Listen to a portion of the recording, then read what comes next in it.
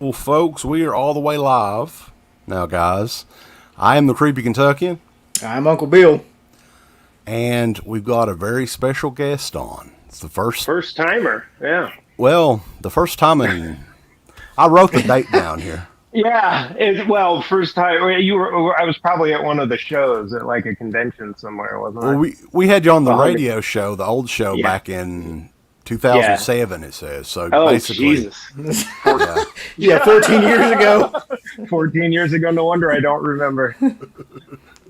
So a long time ago. Yeah, you were good, talking about doing a HD DVD then. Oh, tells you how long ago that was. Yeah, I still have some of those in the other room.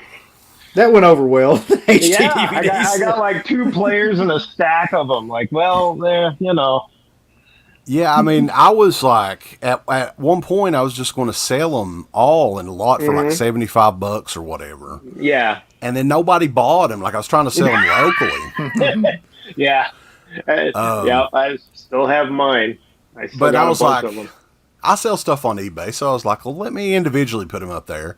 And oddly enough, I've sold quite a few of them over the last year or so that I've had them on there. I don't know what the deal is, but I've made a lot more money than $75. So yeah, and laser discs are coming back now too. I guess first vinyl, and now I see laser discs are starting to become collector's items again. That's why I didn't know about that. But speaking of which. I did bring a couple of things here. Okay. Uh-oh. A lot of people may not realize this. We've got like 15 on here. So. Which one? Oh my God! Yeah. Synapse Films Laserdisc of documentary. And it's gold. It's gold. Is it gold? Well, it's gold. That's one of the. It's not a silver disc. It's a gold one. So I think I got this from Felcher years and years ago. Probably, yeah. But you did. How many different Laserdiscs did you do back in the day? 2, 3. I know we did Gamera, and we did Document of the Dead, Argento, and Dario Argento's World of Horror. We did 3, and then Laserdisc took a dump, and we had we decided, well, okay, it's DVD time. Although I had done DVDs before those, with my other company, we had done Night of the Living Dead on DVD. We were one of the first people to do DVDs back then. So, been in this business a long time. It's like a reminder when you hold something up like that. And I was like, oh yeah, I remember that. From 1999. I think that was around the time I first got into Laserdisc, believe it or not, because they were having the fire sales around that right, time. Yeah. Everybody was. You were on the very bottom of the Laserdisc trend in 1999. Yeah, everybody was like, well. I was I'm in Eastern Kentucky, so around 1999, people were just getting VCRs and stuff. Right? So, I was ahead of the curve here in Eastern Kentucky. Yeah. Yep. Yeah. I miss Laserdisc, actually. I was telling a friend of mine the other day, I said, I wish there was a way, vinyl came back. I wish there was a way that, Laserdisc could come back. But I've inquired with all of my old vendors and all the replicators and everything, and they're all the replicators for Laserdiscs are all dismantled. There's no pressing machines even around anymore to even do short runs or anything like that. And it's sad because it'd be kind of fun to do laser discs of some of our stuff, just as do like 1,000 units of Suspiria on Laserdisc or something, But I was thinking, do you think there's any market for that whatsoever? Like, if you were to put out, don't know. 250 or 500 of a Laserdisc of something, Well, we that document and the Gameras, I had a box of them down here when I moved into my house. I was like, oh my God, I got a box of 10 of them here. We'd take them to shows and they'd sell.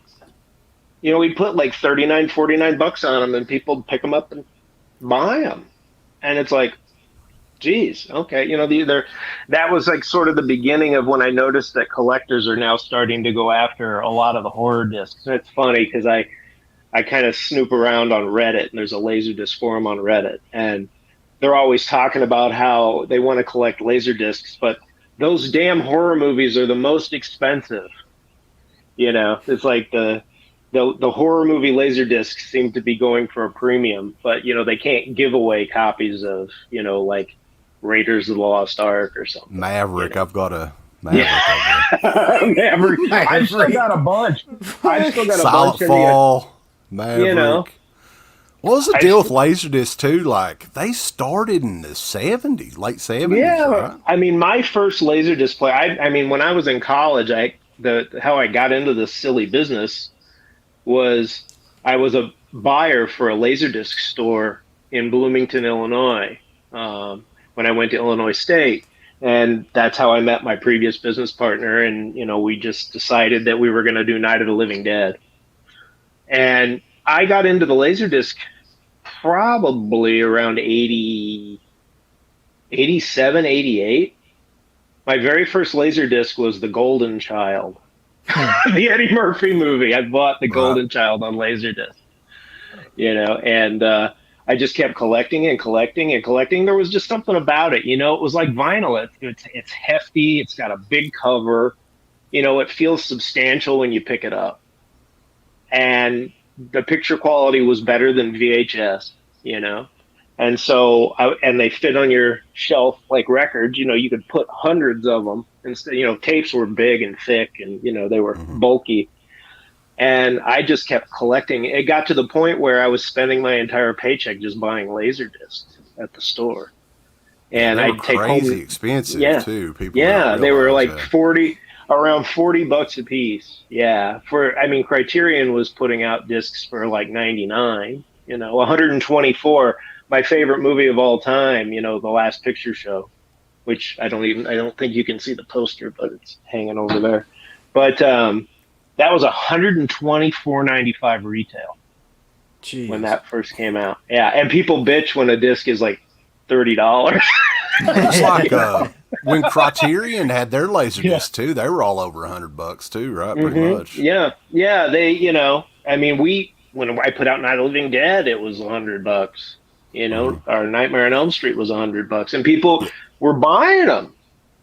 Now, you know, people get upset when you see a Blu-ray for $30 or something. They get all bent out of shape. They have no idea. Yeah, you know, they weren't even born when those discs came out. You know, it's like 20th Century Fox. I don't think 20th Century Fox had a Laserdisc that was cheaper than $50 at the time, and that was like 30 some years ago. You have a question from a Mikey Felcher. Oh God. When is the Kindred coming out? Wait. Do you guys want to? I can't tell. Is the camera like? Am I backwards? Is this backwards, or is it like fixing the? I don't think so. I think you're good. Okay. Yeah. Oh my God. So it's hey. That was not planned, by the way. Mike did not tell me he was going to do this, but I was going to be like, exclusive. Look, wow, hey, you saw it here first. Yeah, you did. We got a scoop. You did. Yeah, you did. I always love that cover. The Kindred is an interesting story if we have time, but it'd probably take up the entire hour as to what happened. But the Kindred has been over a decade in the making, not by the Synapse, you know, not by any of our doing.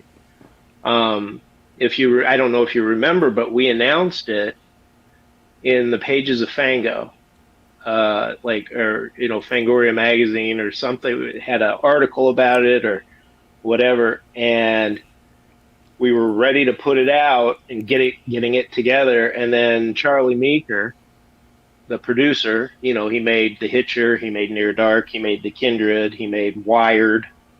He calls us up and he says, "Where'd you guys get The Kindred?" And we go, "Well, long story short, we got it at an auction." There are times when companies like us get calls from vaults, like movie vaults in LA or wherever. And at a certain point, the vault gets tired of hanging on to material that they're not being paid for, whether the owners are gone or dead or whatever.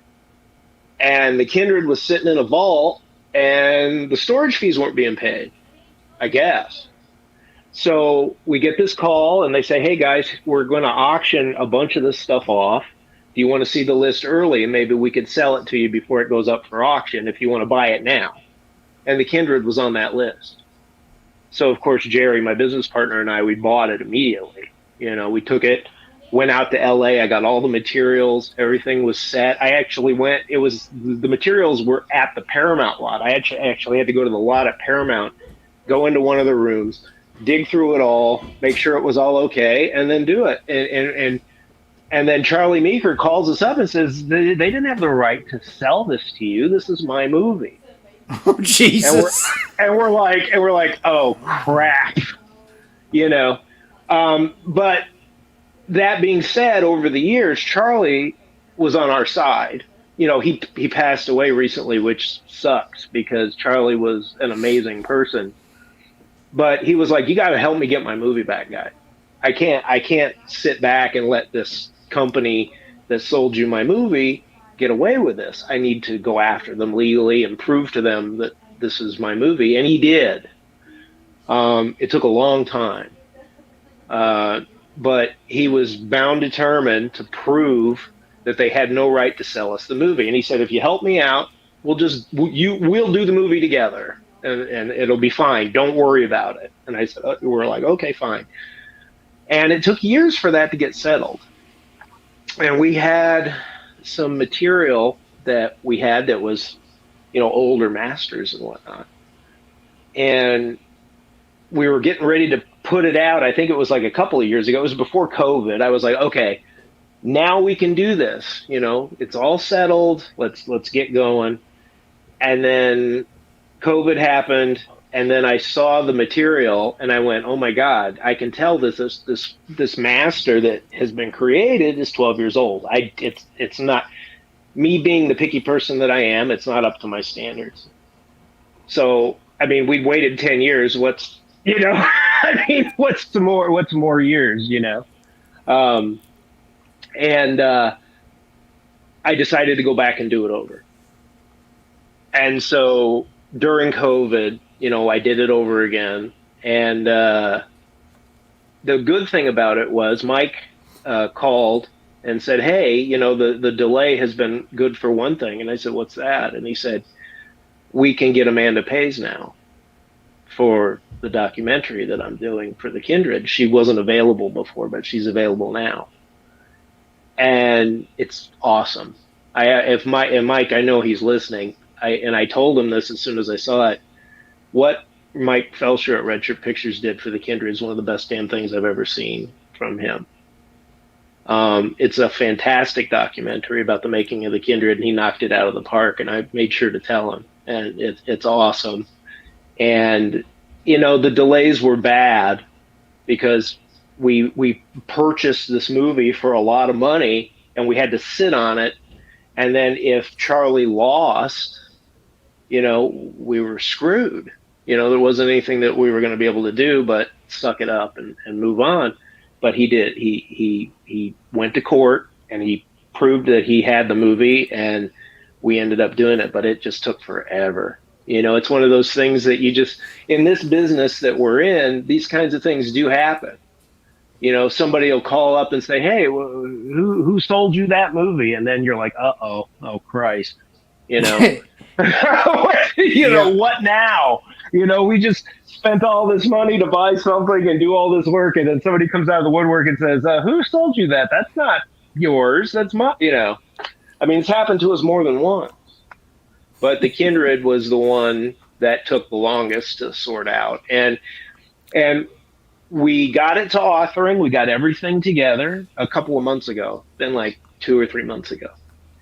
And I was doing QC in the other room, and there's like 3 or 4 shots in the movie that I felt didn't look right to me.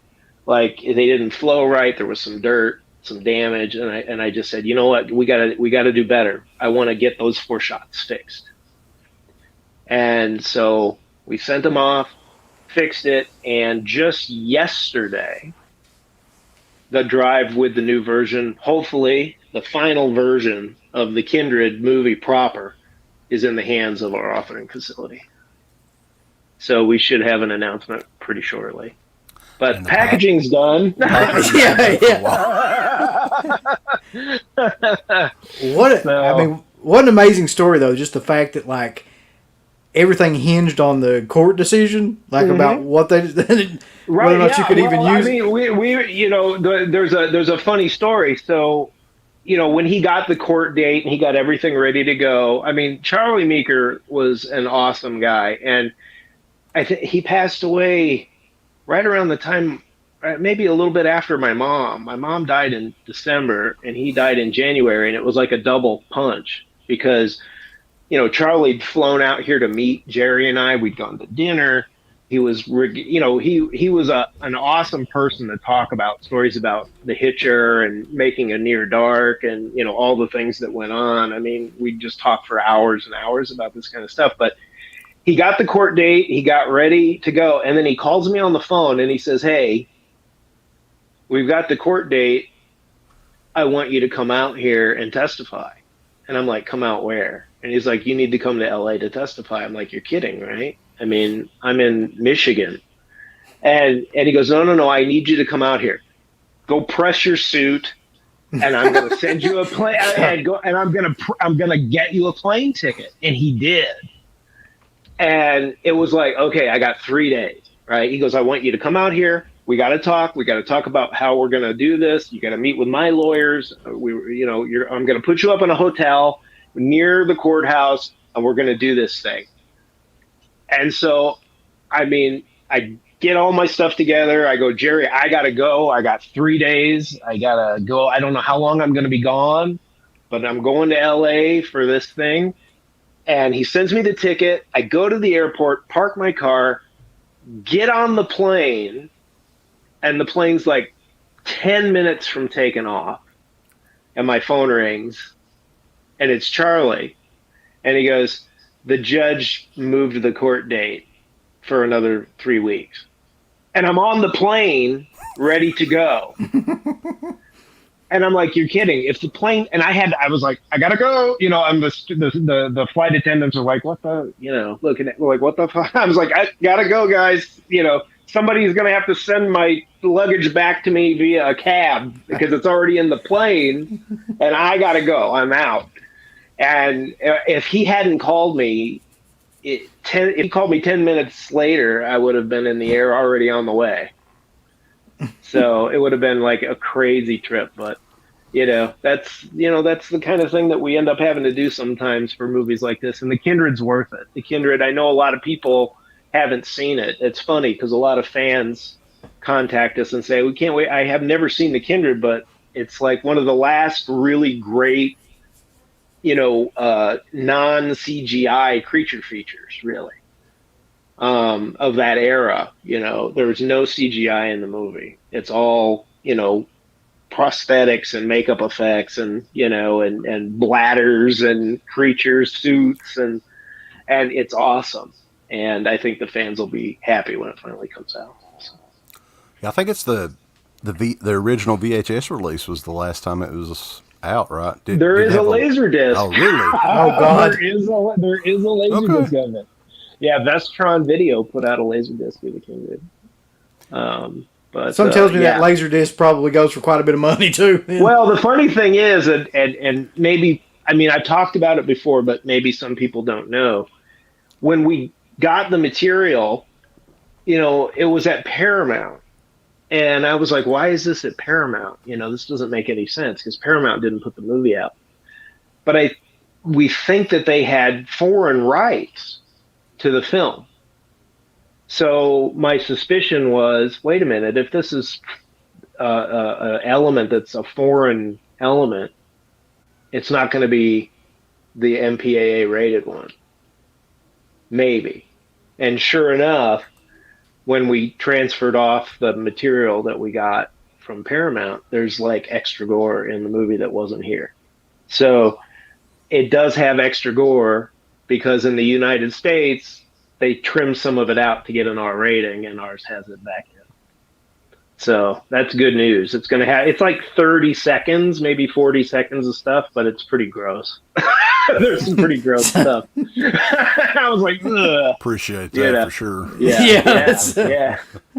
So it will have a few extra snippets of gore that was not released here in the U.S. I got to mention this to you because Uncle Bill, it cracked me up. I laughed out loud earlier today. We were talking about the Kindred, right? Yeah. And he said that the Kindred was the Chinese democracy of horror Blu-rays. I don't know if you're a music fan, but it's like, if so, you talking Guns N' Roses? What? Guns N' Roses, yes. If something tells me the payoff will be a lot better than Chinese democracy was. Yeah, I hope so. I mean, we've got some. I mean, Mike, knocked it out of the park with the extras, man. And the commentary with, Stephen Carpenter and Jeffrey Obrow is amazing. Not moderated by Steve Barton. And it's a lot of fun, and I'm so happy. We got the score, so there's going to be a CD of the score. And it's just great. So the horror fans are going to love it. I just want it now that it's done and the movie, I assume, those shots have been fixed. Maybe I'll see it, next week. I mean, I can't snap my fingers and make the authoring company just move everybody else out of the way to do my work. I have to wait for them to schedule it in. But we've got the menus built. We've got all the extras already to go. Everything's done except the movie just needs to be put back onto the Blu-ray again with the fixes that I demanded before we released it. I don't think I'm wrong in thinking too that this is probably one of the most anticipated releases. I hope so. I joked, and I'm not going to do this. I was making a joke to Jerry. I said, we should probably put this at like $125. The special like Diamond Pod edition of the No, we're not going to do that. So, but it was just, I was like, what? We probably still sell all of them too. But it's going to be a great disc. And, with the art, this is like, I'm going to peek again, Wes Ben Scotter knocked it out with the slipcover. And then, so it's great. It's a wraparound slipcover. And you're awesome. People love the steelbook and they love the slipcover. And you're like the only one combining the two. I mean, they're expensive, but they're worth it. I know a lot of people like, they scratch. I just bought one at Best Buy the other day, and it was the only one they had left. So I was like, oh, I got it. I was all excited. Picked it up off the shelf, took it up to the cashier, took it home. It was one of those that had like the plastic slipcover. So it was like a clear plastic sort of thing over the steelbook.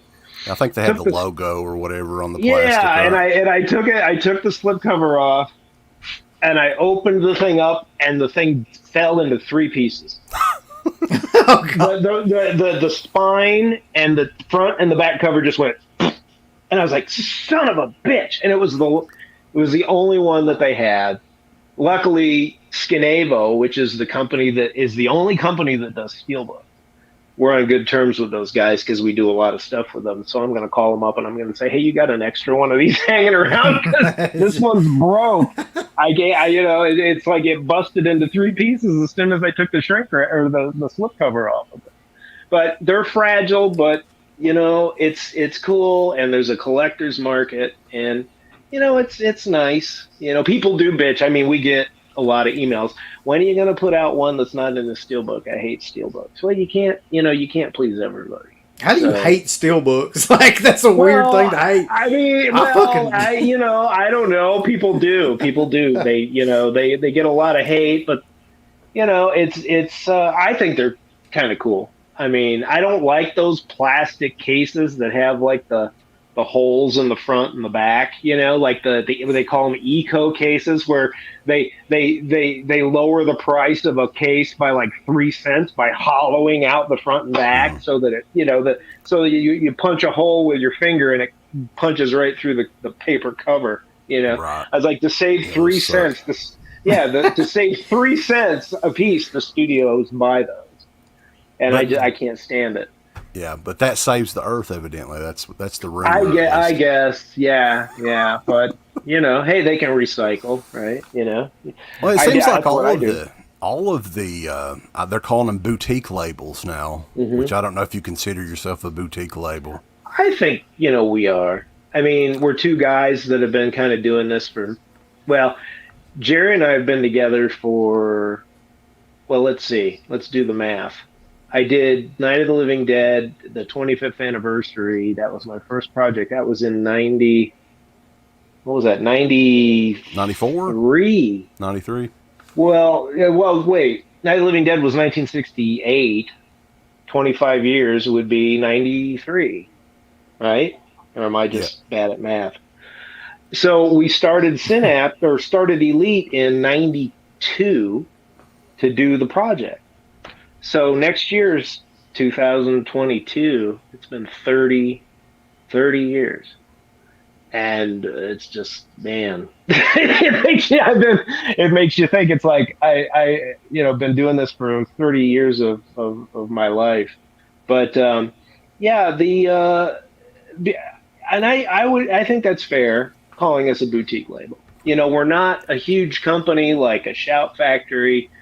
You know, I mean, it's, you know, people used to think Shout Factory was like an independent, and they're far from it. You know, they're owned by the Foose brothers. I mean, they're not small by any stretch of the imagination.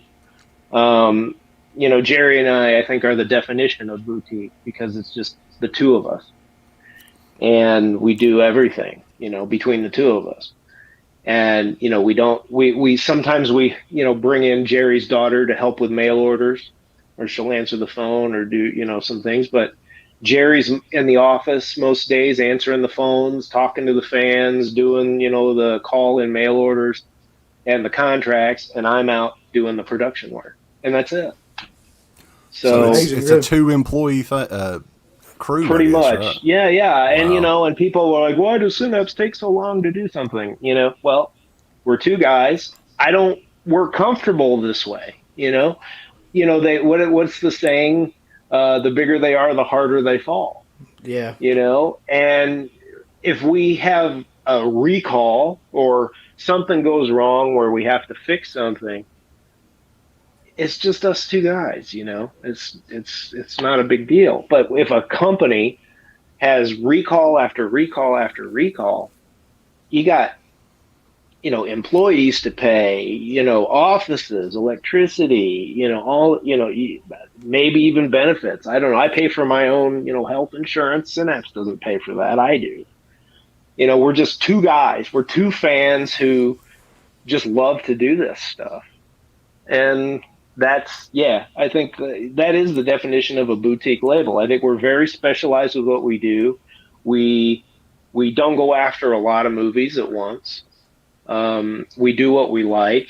If we don't like a movie, we're not going to do it just because we know we can make money on it. We've passed on quite a few movies that would have probably made us a lot of money had we decided to take them, but because we didn't want them, we're not going to do them, you know? So, and that's our strength, I think. It's like Jerry and I will sit down and we'll go, do we want to do this movie? And if Jerry goes, and then that's the test. Yeah, it's like, and I'm like, yeah, I kind of agree. You know, there's always bigger ones out there, you know, and I would rather do one Suspiria than 25 other movies that year that are smaller than Suspiria. You know what I mean? I'd rather concentrate on a Suspiria and do that the best that I can and have that beautiful version of Suspiria out than do 20 other smaller movies. Oh, look at that. Yeah, there it is. Probably one of the best releases of anything ever. Probably. How dare you? Probably. How dare you? I mean, yeah, one of my favorite films. Well, it's funny because I don't know if you guys know who Robert Harris is, but Robert Harris is a guy that I admire very much. He he restored Vertigo, Lawrence of Arabia, My Fair Lady. He did The Godfathers. You know, we talked quite a bit. And he bugged me the other day. He's like, you got to go get My Fair Lady. You got to go get it. You know, and I mean, I don't mind the movie. I've seen the movie before, you know. And he goes, and he worked on it. He did the restoration that they did for the 4K and all that stuff. And he's like, you got to go get My Fair Lady. I got My Fair Lady the other day, and I think it's Paramount. He goes, what Paramount did with my master, it's the best looking 4K on the market. And I said, oh, really? I thought Suspiria was. And he like goes, oh, fuck you. You know. And I was like, oh, I thought Suspiria was the best looking transfer. But yeah, but it's a little fun ribbing, you know. But you know what, Suspiria was kind of an obvious one for us to do that, you know, and the owners of Suspiria are so happy with it that they just recently relicensed it to us for a number of extra years. So we're gonna have Suspiria. We're gonna have Suspiria for a long time. You do the 8K of it. Maybe. I don't even know. The only movie that I know of that's being done in 8K is the original West Side Story, and I don't even know if that's being done for the U.S. market. I think it's being done in Japan, just because in Japan they're kind of pushing that more than we are.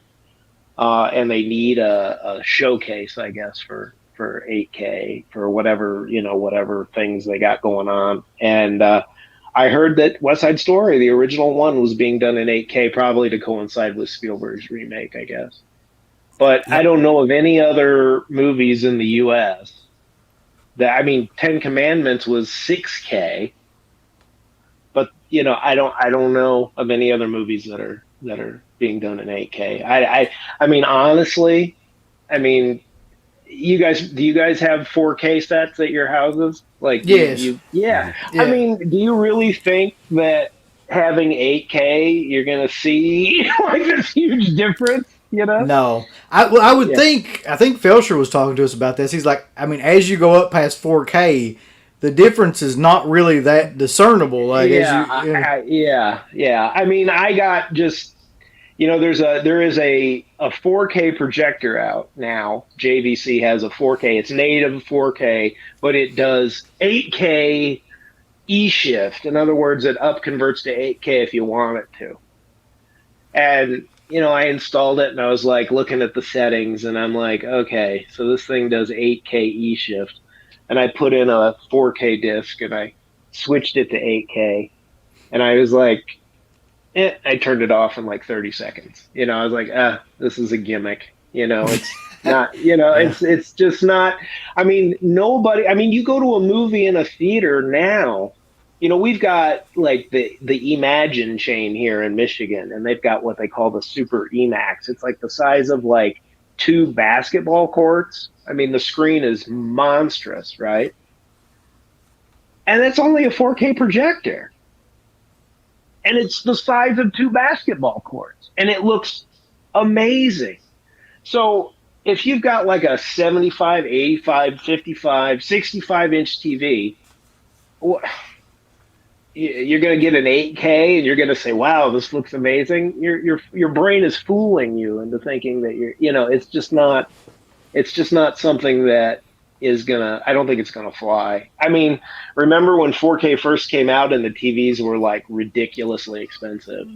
If they come out with 8K TVs here, and I think they have, but they're like, aren't they like $20,000 or something? I mean, what are you gonna watch on it? There's nothing to watch on it. That's true. Like, that's what I was gonna ask you, because I see them at Best Buy and I'm like, they're like $8,000 or $9,000, and I'm like, what are you going to watch? You're gonna up convert your video to fit the 8K, and you're gonna be fooling yourself into thinking that it's like some awesome picture, and it's your brain making you think something that's not true.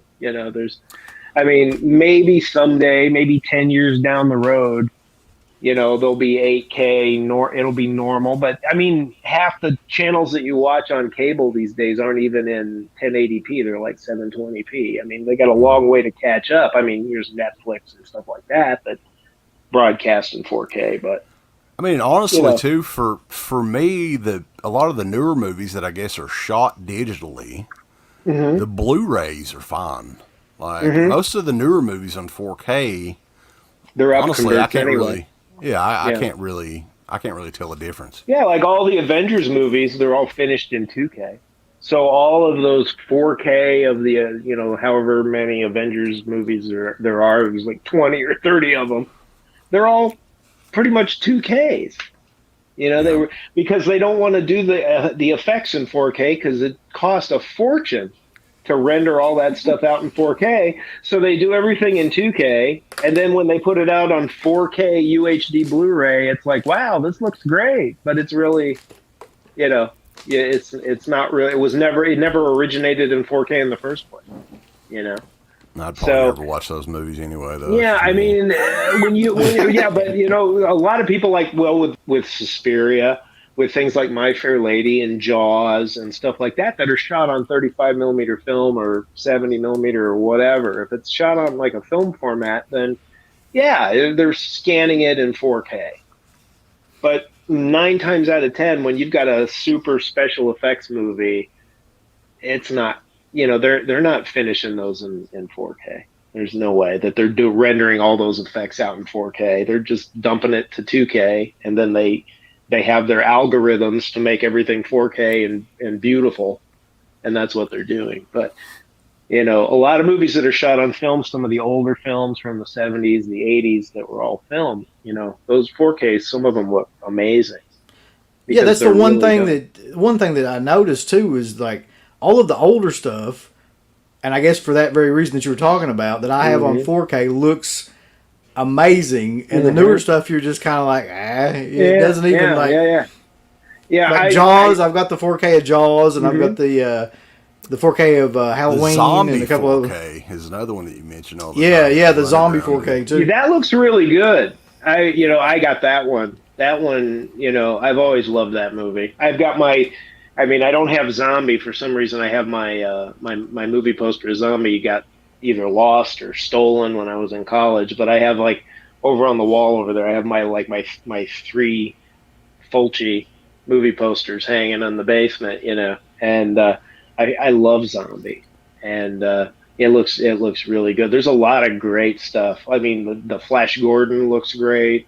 The 80s Flash Gordon that came out in 4K and there's a lot of great stuff. I mean, the My Fair Lady, I know it's not, horror fans are probably like, ugh, but Robert's right. It's a fantastic looking 4K, What do you think about companies like Vinegar Syndrome that release like Scanner Cop 1 and 2? That's their bag, people say. I mean, it's just, to me, it's just weird that you've got movies like that in 4K.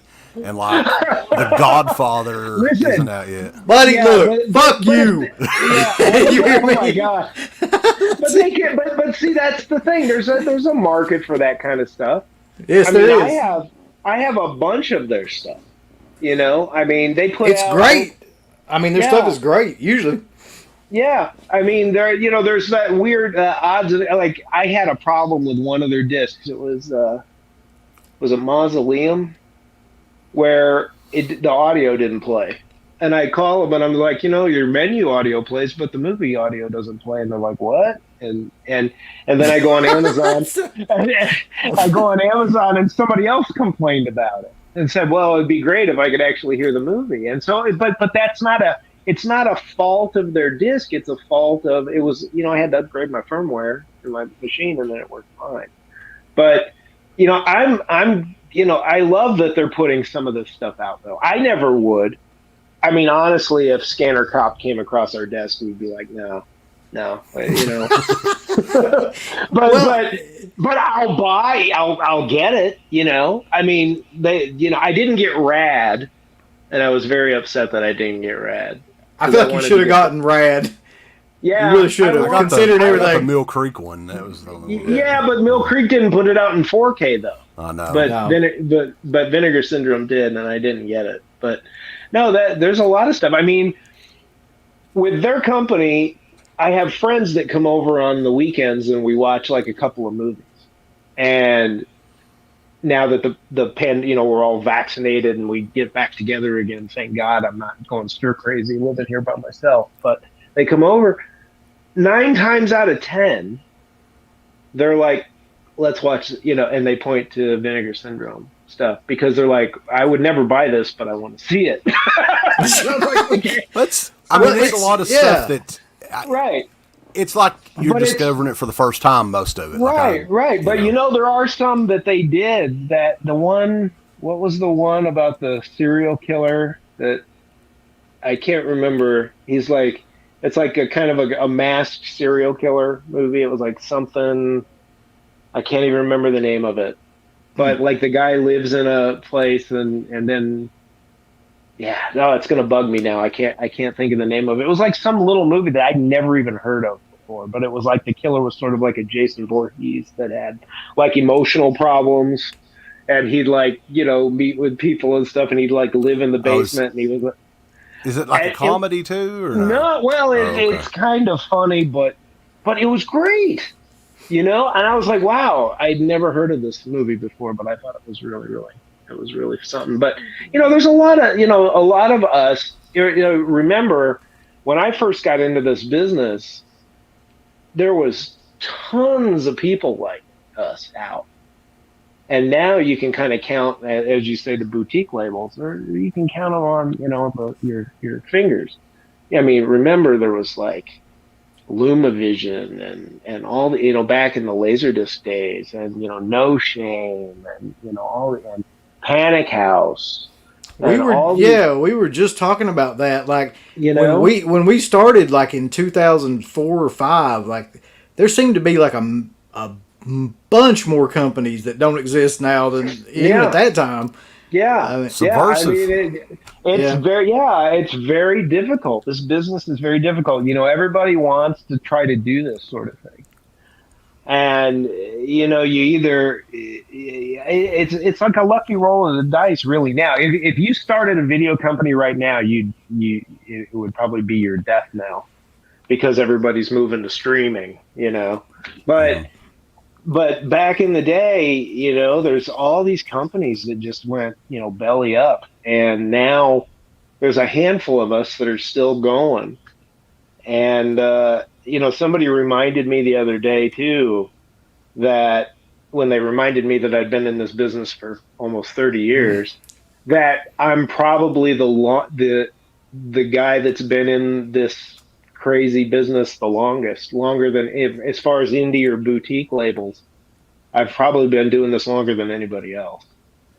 And I often wonder, we used to hang out with like the LumaVision guys back in the Laserdisc days, and and I often wonder whatever happened to some of these people. Like I worked with the THX Laserdisc program, the George Lucas thing, and I often wonder what happened to those people. They just kind of poof and go away. But some of it, there's us, like Severin, Blue Underground, and Vinegar Syndrome, and there's a few other ones, and we're just kind of doing our own thing. I'm at the point. Go ahead. Sorry. Were you surprised that Anchor Bay kind of silently died like a few years ago? No, I wasn't, because I was very, no, I wasn't. I saw the writing on the wall before it happened. I was, Jay Douglas, who worked for Anchor Bay, was one of the first people I ever worked with. Remember, we did, with my other company, we did Nightmare on Elm Street, Texas Chainsaw 2, all those things. And that's because of Anchor Bay. So I was at VSDA one year in Vegas, and Jay Douglas, who was one of the main guys at Anchor Bay, was there, and he goes, "Hey guys, I know what you did with Night of the Living Dead. How would you guys like to do Nightmare on Elm Street?" And we're like, "Duh, of course." And we started this relationship where we would do the mastering and do the laser discs of those movies for Anchor Bay, and we'd give them our work, and they'd put out, at the time, the VHSs, because they were making bank on Thomas the Tank Engine and all this crap. A VHS was huge. Laserdisc was very nichey, you know. I have a feeling that our industry is actually going to turn back into a nichey Laserdisc type industry sooner than later. But it was very nichey. So he's like, you guys do the Laserdisc and you sell your 5,000 or 10,000 units, and we'll take your, you know, we'll give that to you. You do the work, and then we'll sell 100,000 tapes. You know, you do your Laserdisc for, you know, make your money, and then we'll, you know, and it was and we did it because we were able to get movies like, I mean, who wouldn't want to do Nightmare on Elm Street 1, 2, and 3? I was like, of course I do. You know, I got to work with Wes and everything, and then Toby with Chainsaw and Chainsaw 2. I mean, it was a great relationship we had with Anchor Bay. And then when DVDs started, that's when I kind of left Elite and started Synapse. It was like right at the tail end of Laserdisc in the beginning of DVD. Well, Anchor Bay started buying up everything, right? They were buying like Delirium and Happy Hell Night and all these movies, right? They were paying a fortune for them. They really were. And I knew how much they were paying for some of them. And the prices were insane even today. You know, things that I mean, there's one movie, I'm not going to tell you what it is, but it was like one of the worst Italian horror films ever.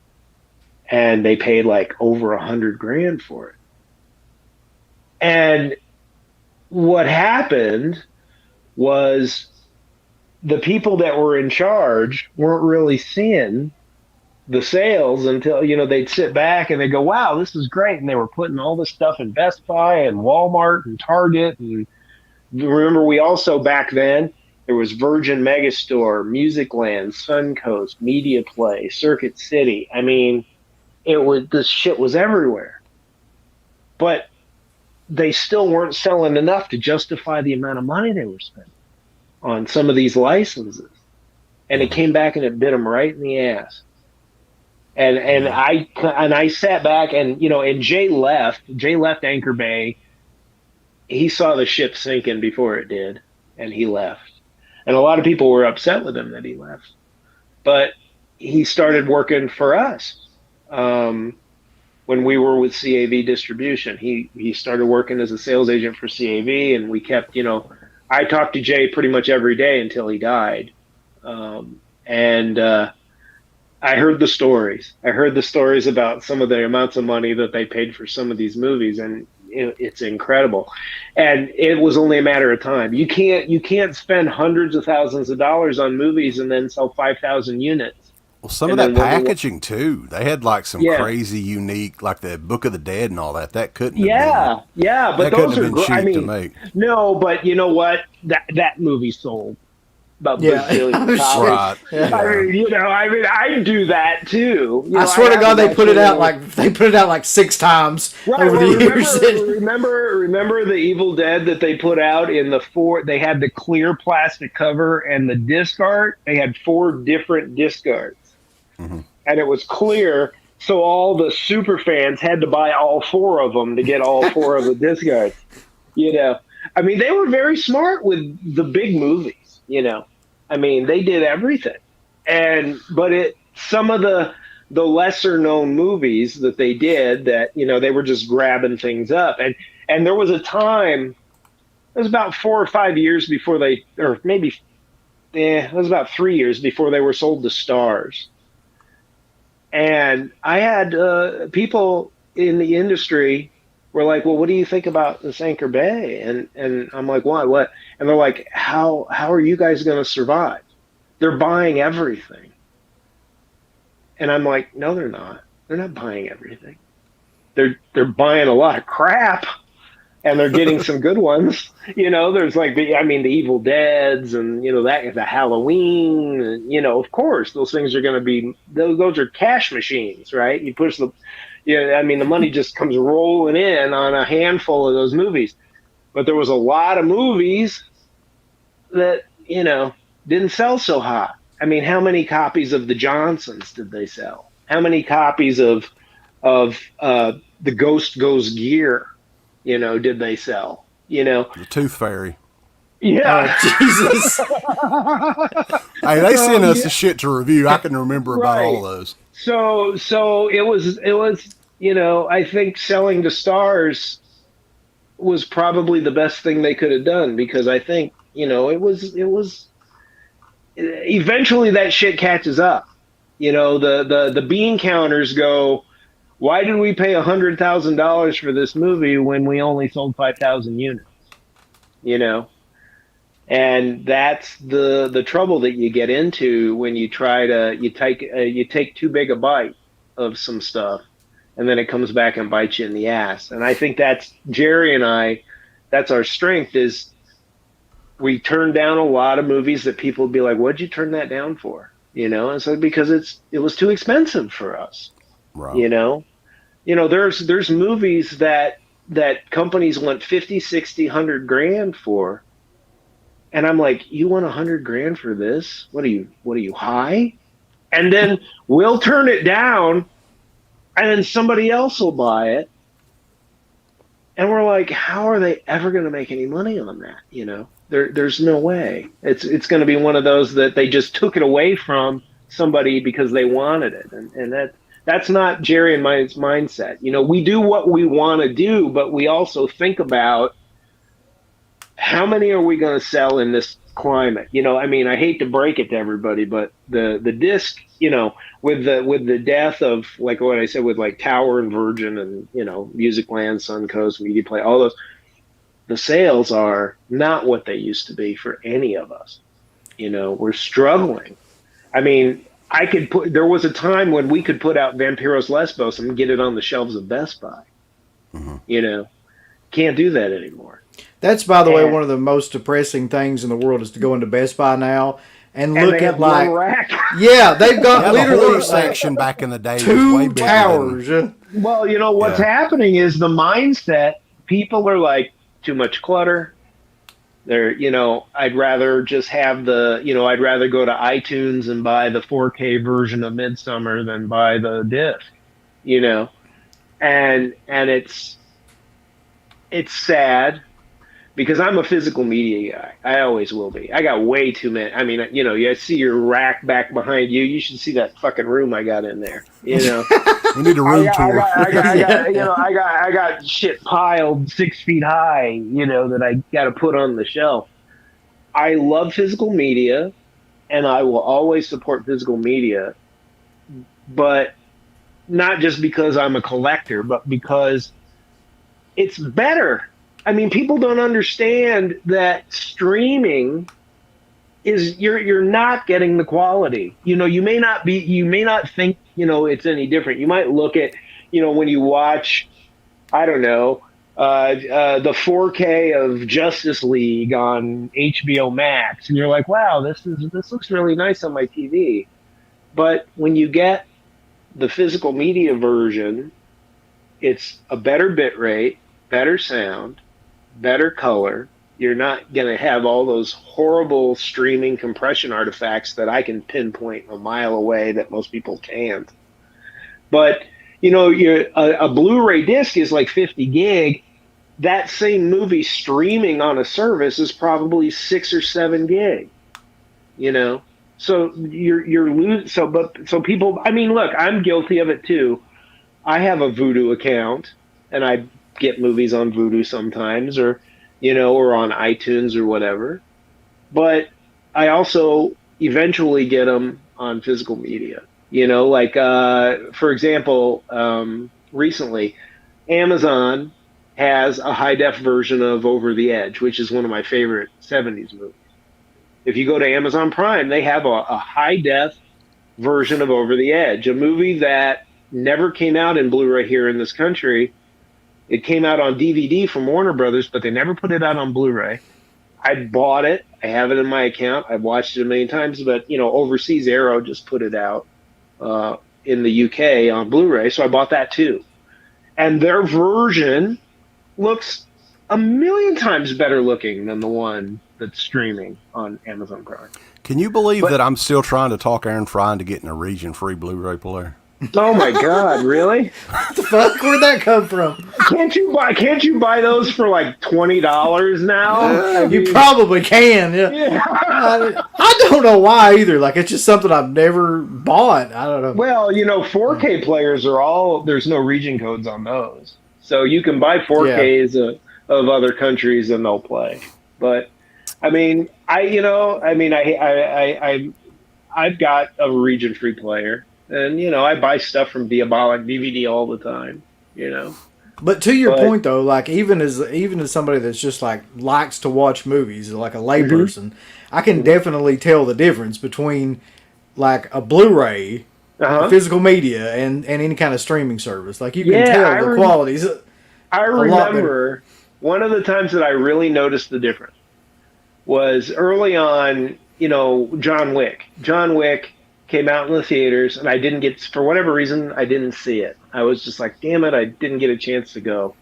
And then it comes on the streaming services early, like it was on Vudu, it was like, get it now for, $19.99 or whatever in high def. And the actual Blu-ray of John Wick hadn't even come out yet. It was on Vudu, so I bought it. I was like, I gotta see, I don't care. It's $20. It would cost me that much to go to the theater. I'm gonna watch this thing. And it looked like shit on Vudu. I was like, it had compression, and it had banding in it when there was dissolves, even on like the Lionsgate logo. And I was like, oh my God, I just spent $20, and this looks like a VCD that I bought in Chinatown, in New York in the 90s. And then the Blu-ray comes out, I buy it, and it's like a huge difference. But there are people out there that just love streaming. They'd rather not have the clutter.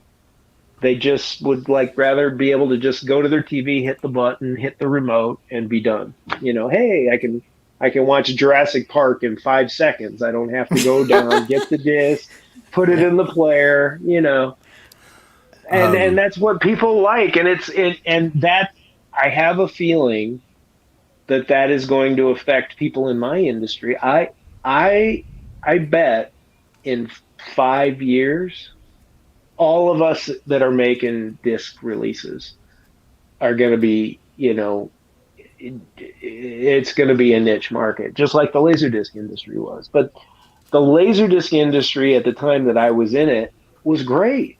It was very nichey. We wouldn't sell more than 5,000 units of something on Laserdisc.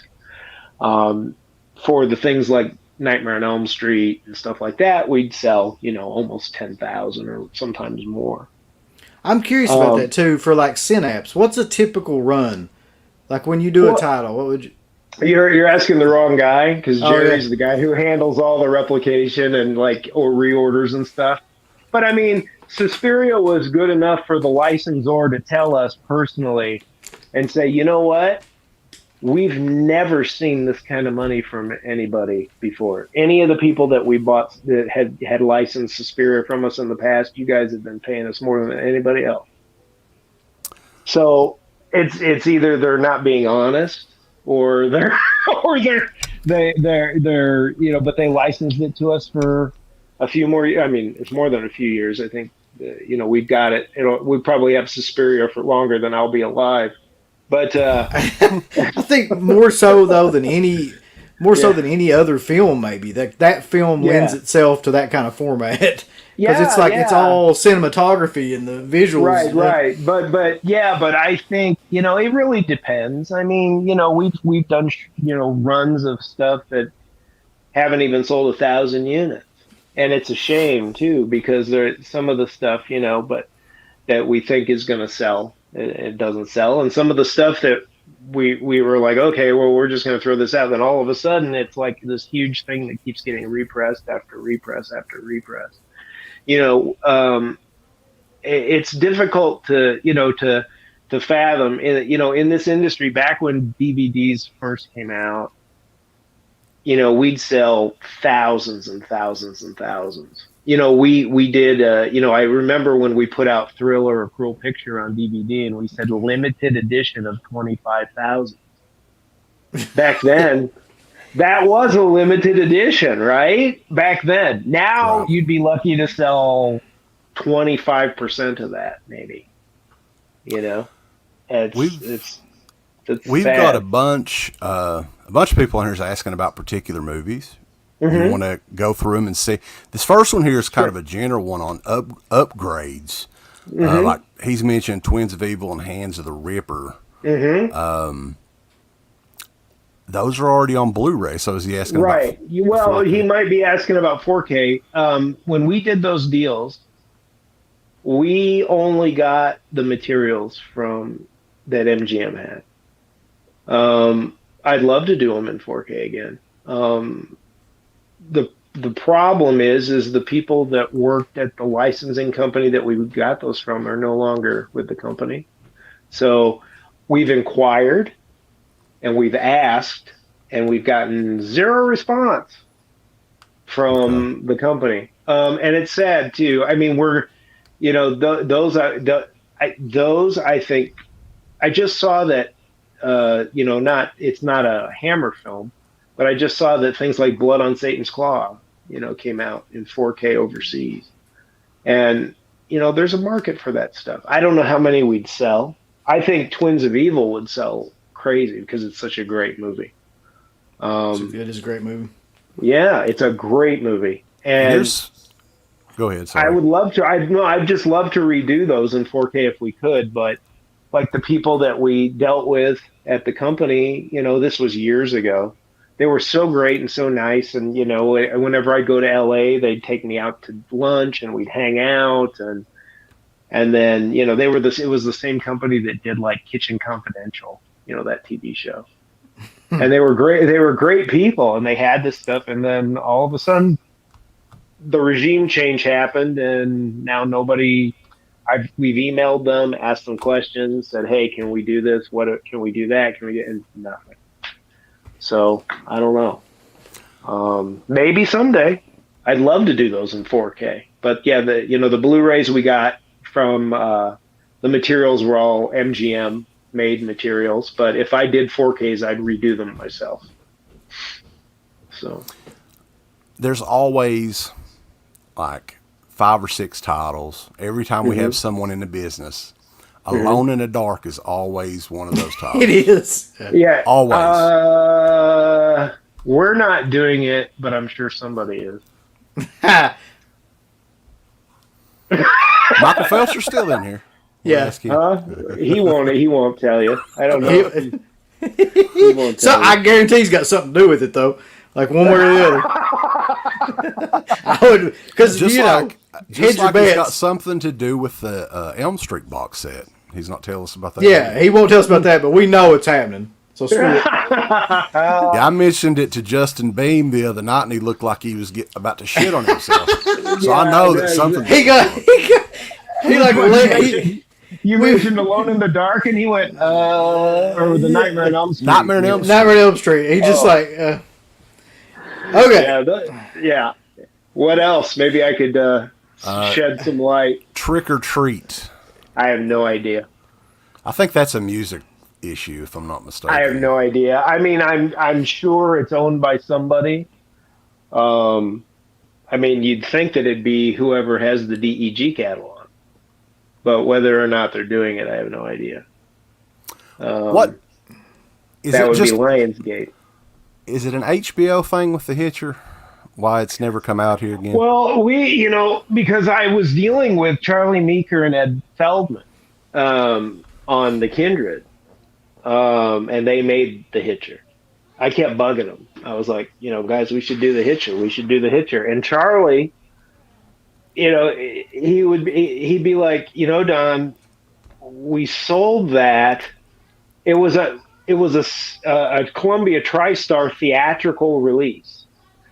So that would mean that maybe that material that who's doing it in the UK second? Is it Second Sight? Yep. If they would look, I mean, it might be too late, but it makes sense that if that was a Columbia TriStar movie here in the U.S., that everything would be at Sony for the theatrical. They'd have like a negative or an IP or something there, maybe. But when it came to home video, it was sold to HBO Video, and it came out from HBO Video. And Charlie told me, he goes, I think we sold that to HBO Video in perpetuity. He goes, I don't remember. And I go, you don't even remember who you sold the Hitcher to? And he's like, nope. And I'm like, wow, those checks must be rolling in, I guess, to remind you of who you sold it to. But HBO Video is a division of Warner Brothers now, I think. So it's probably all tight. I mean, the theatrical release was probably the stuff is now at Sony. So the elements are probably sitting somewhere at Sony. HBO Video probably has video masters and stuff because they put it out on VHS. And didn't they come out with a DVD? I think they did. Like an old like a snapper case. Yeah, I used to have that, the snap kind of ones, even before the... Yeah, it's like over 20 years ago. Yeah. So they probably have it, and they just, for whatever reason, they just, Warner Brothers has probably got it tied up somehow. There was another one, too, from HBO that you mentioned the other night. What was it? Fortress, the Rachel Ward. Oh, yeah. It was like an HBO movie, I think. Have you ever seen that? I don't remember that one. I was joking with a friend of mine, who helps us out with our releases sometimes, and I said, hey, nobody's done a 4K restoration of If You Could See What I Hear with Mark Singer. And he's like, oh my God. I remember that was on like HBO when I was a kid. I mean, I'm going to be 54 next month. So when I was a kid in the summertime on HBO, If You Could See What I Hear was on like 100 times a day. It was like If You Could See What I Hear and Wanda, Nevada with Brooke Shields were always on like around the same time. And I made a joke because Wanda, Nevada is out on Blu-ray. But I said, but nobody's put out If You Could See What I Hear, And I remember liking that movie so much when I was a kid that I would watch it every time it was on. But I don't even think that that's even ever... I mean, it may have had a video cassette release, but I don't think it's been on any other format ever. It will be. Yeah. It will be. Well, I think, you know who did that? I think it was like a Jensen Farley movie. And Jensen Farley did... didn't they do Curtains? Madman. They definitely did Madman. Yeah, so it's like, I don't know. I mean, I think it would be funny if somebody did If You Could See What I Hear. I'd buy it. I don't think they'd do it in 4K though, but yeah, it's a true story too, and the guy that it's based on, I think, is still alive. So they could do a really cool like special feature about that guy. But yeah, another one though, a 4K UHD of the first Maniac Cop since the sequels are coming from Blue Underground.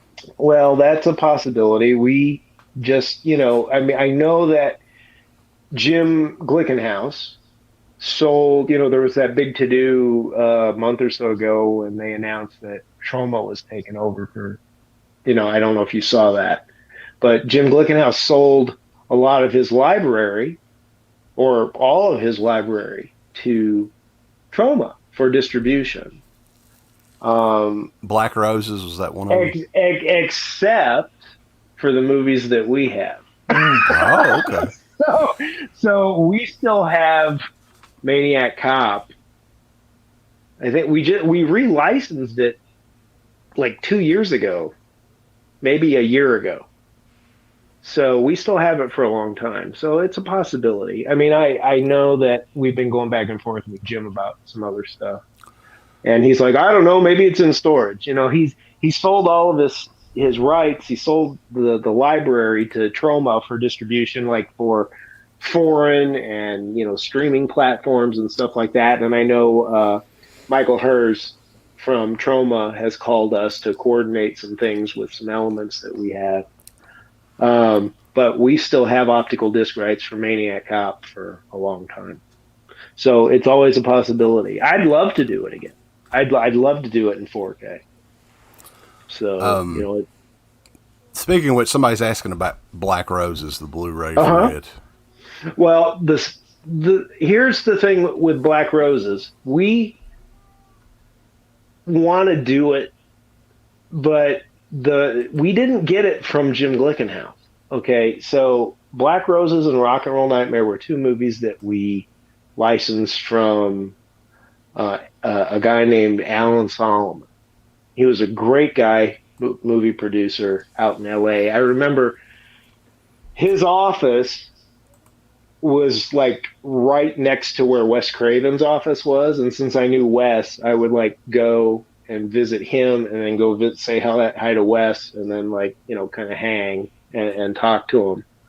And Alan Solomon licensed us Black Roses and Rock and Roll Nightmare.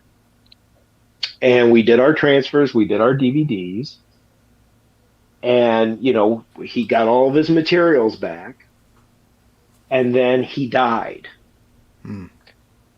And then what happened was, and I could be wrong, but I think what happened was, when he died, because he was friends with Jim Glickenhaus, he said, whether it was in the business plan or whatever, Jim Glickenhaus sort of took over that library after Alan passed. So we started dealing with Jim Glickenhaus on those, and then we, in that deal, we ended up getting other things from Jim Glickenhaus, like Maniac Cop and Slaughter of the Innocents and stuff like that. But when Alan passed away, all of the film material kind of, where did it go? And that's the problem. We don't know what happened to any of the material, because it wasn't ours, it was Alan's. And we did our transfers for the DVDs. We gave everything back to Alan, and then 3 years later, he passed away, and then now we have no idea where anything is. I've looked, I mean, my gut says that maybe he left it all in his office. He had a nice office. I remember I took the toe tag guys to his office because he was interested in watching Redson Tower. Remember? That's how long ago that was. Yeah, dear God. Yeah. And his office was full of material. It was full of film. He had a desk. It was sort of really conveniently disorganized. But I often wonder, I mean, obviously that office is no longer vacant. I wouldn't think, they probably rented it or leased it to another company since. But I'm like, was all that stuff still sitting in there? And then when he died, did they throw it all away? Yeah. And that makes my stomach upset thinking about it. Did he have any family that may have... His son Elliot, but I don't think he knows where any of it went either.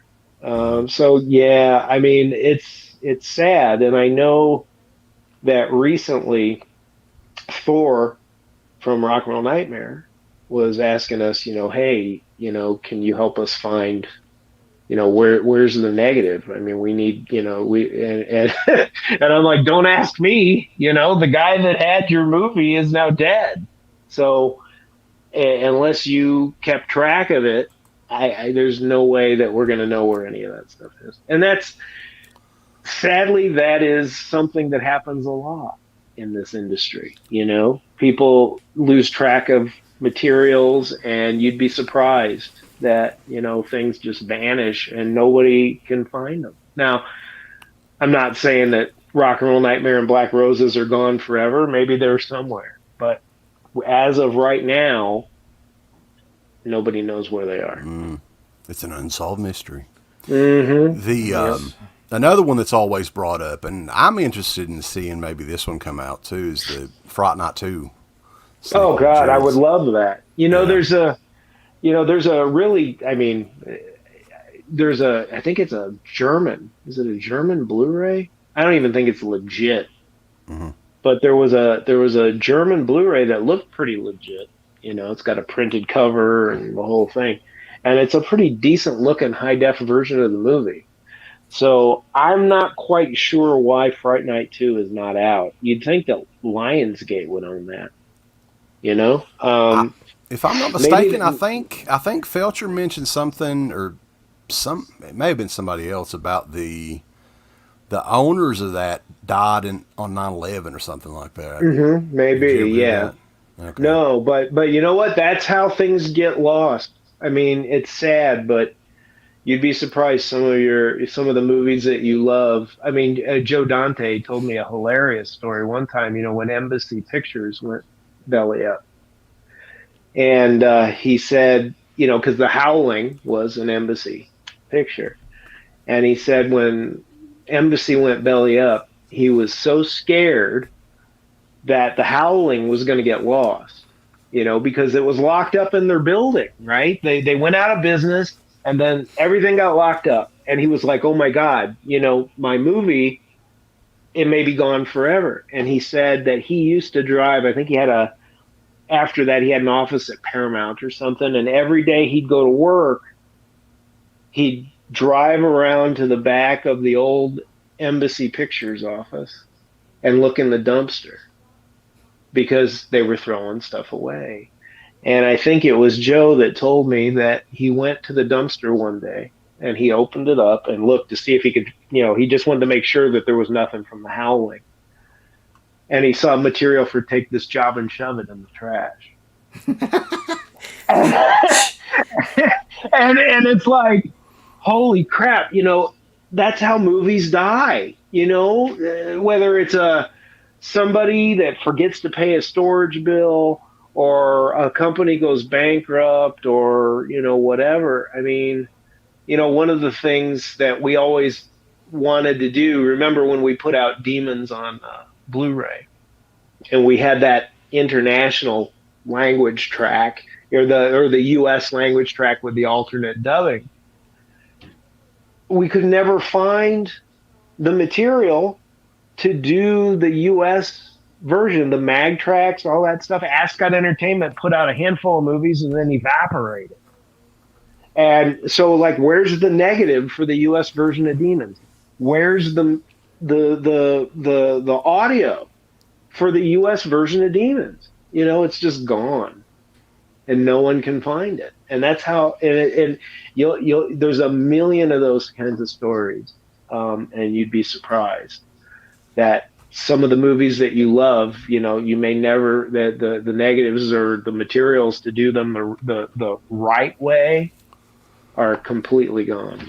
One that's just come to mind, maybe you know, you can give us another scoop on it if you know anything. Mm-hmm.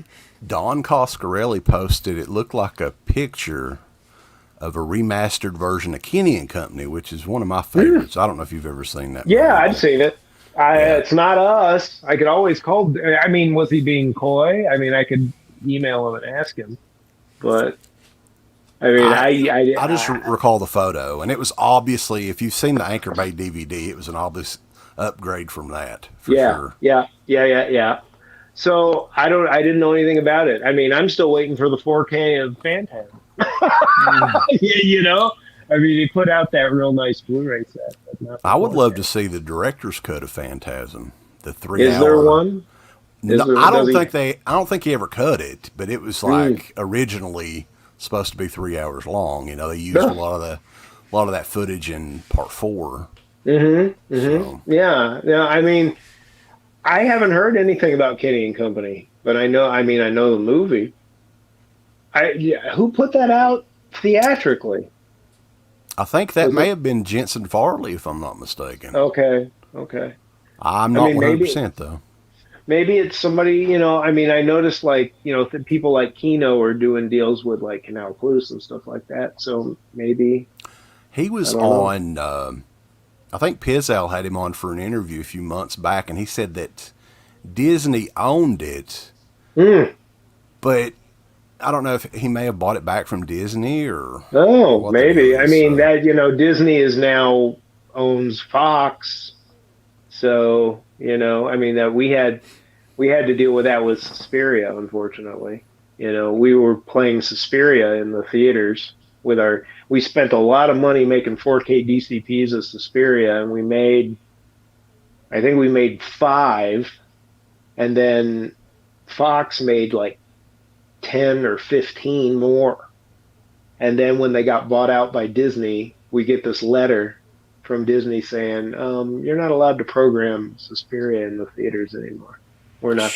You know. God. And I'm like, are you fucking kidding me? We had the disc out and everything, so we were okay. But I'm like, we get emails every week from people who are like, can we play Suspiria? And we have to say, well, you're gonna have to, if you've got a Disney contact, you better ask them, because we're not allowed to do it anymore. I'm gonna go ahead and tell them probably not do that. I probably wouldn't, just based on our own experience. Well, no, I mean, we're not allowed to. We used to program Suspiria and now we're not allowed to. Disney said, "Don't you do it? Don't do it." So maybe if Coscarelli's lucky, maybe they said, hey, we're not going to do anything with this movie. You can have it back. So if Don has it, maybe he licensed it to somebody, but he didn't license it to us. So I'll buy that one. I like that movie.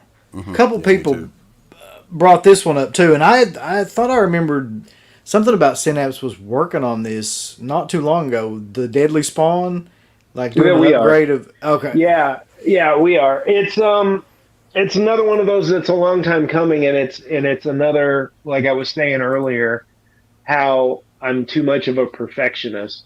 Deadly Spawn was shot on 16, and it was pretty troubling 16. There's a lot of odds and ends. I mean, they shot on whatever film stock they'd get their hands on, so the movie changes film stocks, from one film stock to the other. Everything's off balance, and you have to get it, there's errors and imperfections in the film. There's scratches and green emulsion digs and all kinds of stuff in the negative.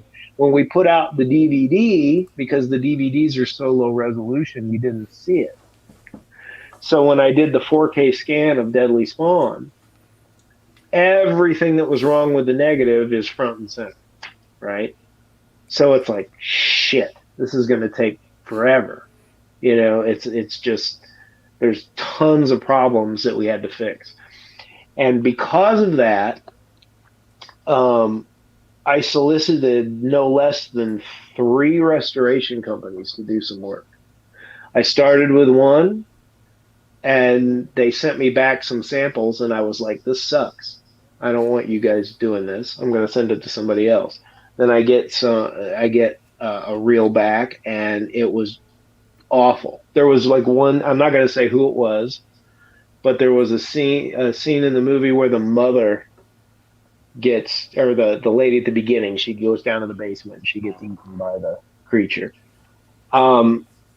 They had done something where like part of her face was like stuck on a frame of film with the creature. And I'm like, what are you giving me here? You guys are manipulating dirt and scratches with a computer, and you're not even watching what you were doing. So I was like, this sucks. I'm taking it somewhere else.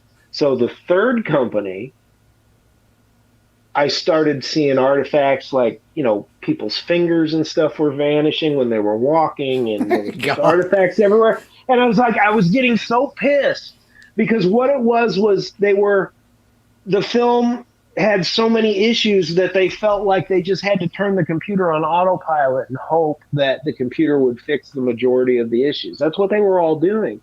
When you do an auto correction with that kind of stuff on a computer without doing things, I mean, and everybody does it to a certain extent, but if you do it really heavy, you're going to create more problems than you fix.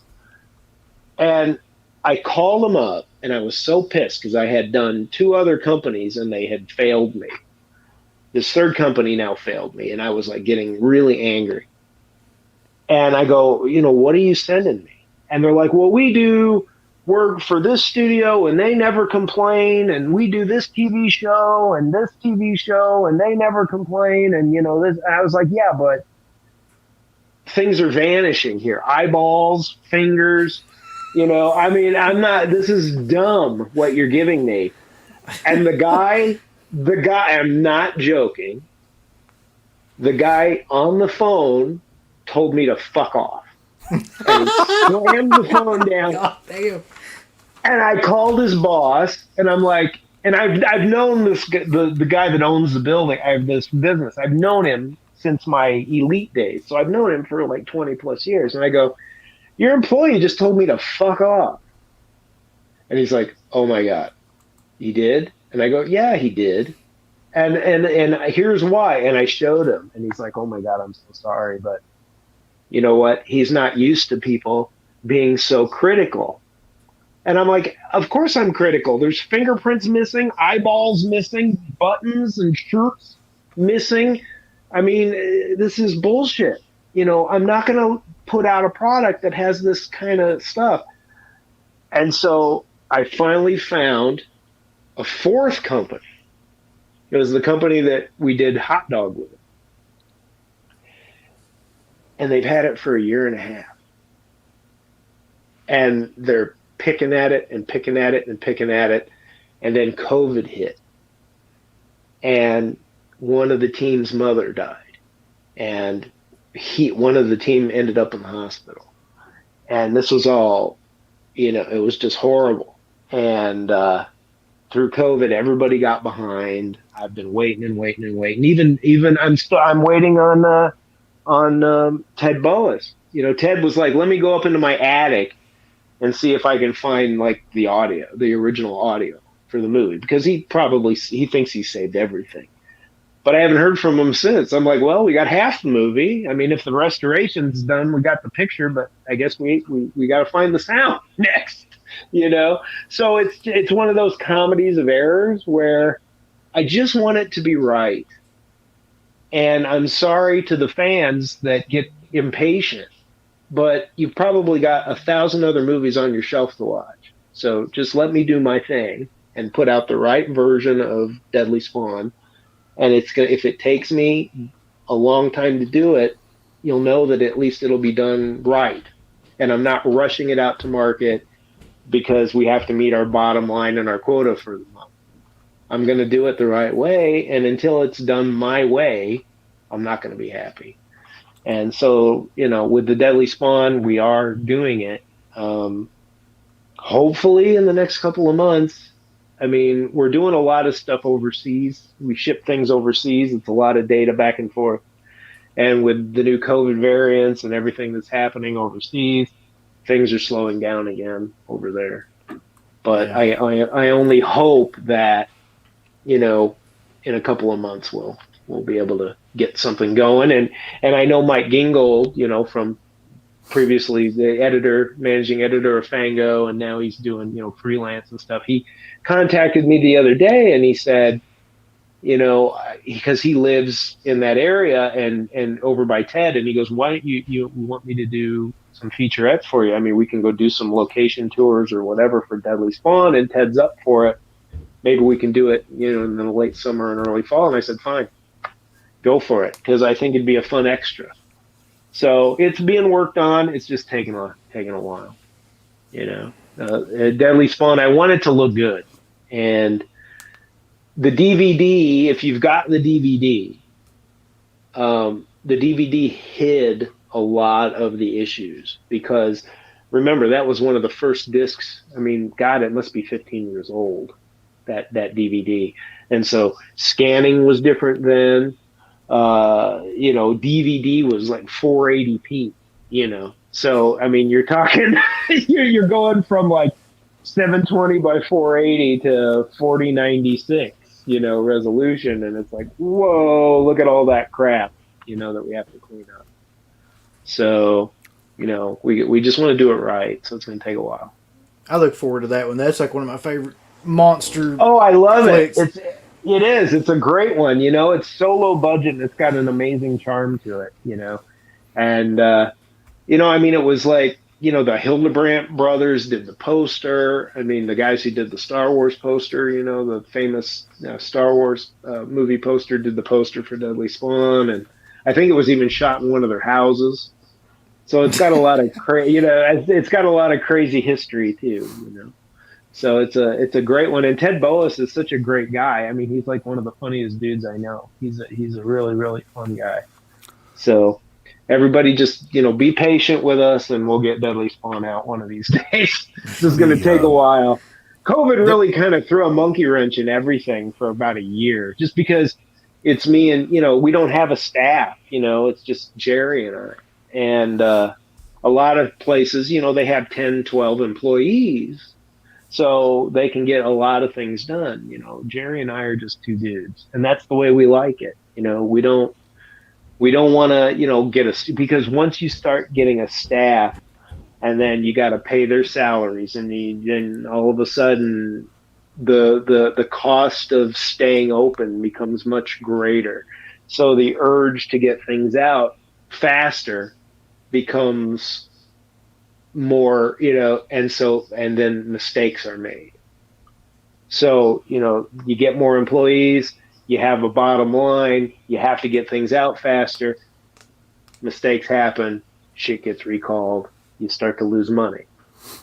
Jerry and I are one of those guys. We'd had a company of two with an attorney for 20 some odd years, and we're doing just fine with the two of us. And I think the fans appreciate the amount of work that we put into the stuff that we do too. So. Oh yeah, for sure. I have to mention Lemora though. That's another one that I think there was a brief tease about that a couple years ago. Well, we were gonna do something with it, and what happened was the Blu-ray the DVD came out, and we had done. We've got an older D5 of the film. It's a high def master, but again, it's like the Kindred. It's one of those that's like a million years old, and maybe if we had put it out 10 years ago, it'd be okay. What happened is there was another film where it was buried in a vault. No one thought the stuff even existed. So when we went to the vault, we paid the dues, the storage fees. There was like 1 billion years of storage fees that were due on the movie that we paid.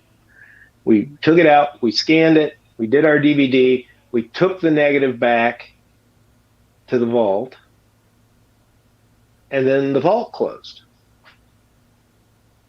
So it's like, it's not our movie, the negative, we paid the storage fees. I mean, arguably, the lab could say, well, you guys paid for the storage fees, so it's yours. But we gave it back to the lab, like God knows how many years ago. That lab has since closed. And we got an email from Richard Blackburn, and he's like, hey, where's my negative? And we're like, it's where it was. Well, they're closed, you guys, So it's another one of those situations where he's got to find the negative to do to do a new scan. So I don't know. I'd like to do it, but there's some things, with the chain of title and stuff that has to be worked out first, I think. So it'll be a while. Yeah. It's one I would love to do it. I mean, it's beautiful. It's one of the most beautiful. That would be a movies. killer 4K. Yeah. I mean, beautiful. It would. Movie. Yeah. So, I mean, but that's the thing. It's like, we have to work. There's a lot of paperwork and a lot of craziness involved with doing that again. Because, it's first of all, the negative, wherever, where it went back to the lab where it was, and Richard's going to have to get it. It's, it's not ours. So if he, I know, you also did work, I guess, on the original Blu-ray of Texas Chainsaw Massacre. Why hasn't that one come out in 4K here yet? Well, it's interesting because, I've worked on that movie now 3 times. Because I did the original Laserdisc, then I did I did some stuff for the for the VHS. Then I did stuff for the first Dark Sky disc. I supervised the first Dark Sky disc, and they put out another disc. I don't know the answer to that question. I know those guys. I know Greg Newman, and I know Todd Weinecke over there. And so I Dark have Sky asked, still has it? Yeah. I have asked them. I have called them, and I said, if you guys aren't going to do it, let me do it. Yeah, really. And they're like, well, we'll probably do it. And then they don't. They haven't announced anything yet. I mean, maybe they've got something going on, but they can't. There's a German 4K of it out, I think, isn't there? Like Turbine edition, yeah. Yeah. So it's they did it in 4K, and they probably just have to do like a Dolby Vision pass or something, or an HDR pass or whatever on the material. But I don't know the answer. I mean, I have asked them. I called Todd Weinecke, who works in the vaults down there, on the phone, and I was like, what is it going to take for us to get this? Who do I make the check out to put out Chainsaw in 4K? You guys aren't going to do it. And they haven't done it. I don't know the answer to that. Which is so weird, yeah. Because they're doing mainly like independent stuff right now. Well, that's the thing. Maybe they've shifted gears. I mean, when was the last time they put out a physical media disc? I was thinking, I didn't even know they were still in business, just because, it's not geared towards they did us, that audience anymore. Yeah. I got a screener from them last year. The movie was actually pretty good. I think it was called Hosts or something like that. Mm-hmm. But it was on DVD. They didn't even do a Blu-ray of it. Yeah, so I think they're more into the streaming. They're doing a lot of independent movies, like that one with the house that I really liked. It came out a year or so ago with the wrestler, the guy that was what was that? What was the he was like either a wrestler or a boxer or something. It was like his first acting gig, and they shot it in Chicago. It was really good. Like the poster is like the house, and there's like shit in the walls, and the house is haunted. He's trying to redesign the house. CM Punk. Yes. Yeah. Pizzle for the win there with CM Chicago should have given it away. I didn't even know about that. To be honest with you. It's a great movie, and they're doing these. They're producing these movies like they did like Deathgasm too, I think, and they're just putting them on streaming services. I don't think they're putting them on really a lot of these movies. I was just like this. It's like something on the third floor or something like that. Girl on the third floor from yeah. And I'll have to look that one up. It's got CM Punk in it. It's actually a really good little movie. But they're doing a lot of movies, and they just put them directly on the streaming services, and they probably make a decent amount of money, selling them to Shudder or whatever they're doing. And maybe physical media is just not their thing anymore. I mean, they should give it to you. Let you do the Texas Chainsaw. Yeah, well, I've asked, and I don't know. I mean, maybe they don't think that, maybe they put so much money into it that they think that, if they ask for God knows how much money, that we'd probably just say no. But I can't believe that we would be the only company that would ask. They've had to have been approached by other people too, but for whatever reason, they haven't done it. So I hope they do it soon. I mean, they did a pretty decent job. That 4K, restoration was really good. Oh yeah. So it deserves to come out. Yeah. I mean, I would hope that they would do like a Dolby Vision and maybe a Dolby Atmos or something, do something really cool with it. I would love to see somebody do a couple of different versions of Texas Chainsaw Massacre though. Like I want to see a 4K of just the print without any cleanup, anything like that as well, to see what it looked like before. You see what I'm saying? Yeah. Well, you should have seen. Actually, the prints were just bad. That was one of the things that Toby always told me. Because everybody said, Chainsaw lost some of its appeal when it was all cleaned up. And Toby found that funny because when we had that complaint when we did the Laserdisc. And people were like, oh, it doesn't have that documentary feel, that gritty sort of shitty, print quality that added to the creepiness of the movie. It's not there now. And Toby told me, he goes, what are these people, stupid? I didn't set out to make a shitty looking movie. He was like, I did the movie the way this is what I wanted. It's the film prints and the processing that was the company that put it out. They were like, I think all of them ended up in the East River with cement shoes. But they did like crappy prints, and they shoveled it out into the theaters with cheap processing. And that's the way the movie looked in the theaters, but that's not what Toby did. He was like, I can't believe, people, he goes, I made the best movie I could with the money that we had. And, and they think that my vision is now too beautiful for it because they have a different feeling towards it than I did. That is kind of funny that people want it to look like shit, from a filmmaker's perspective.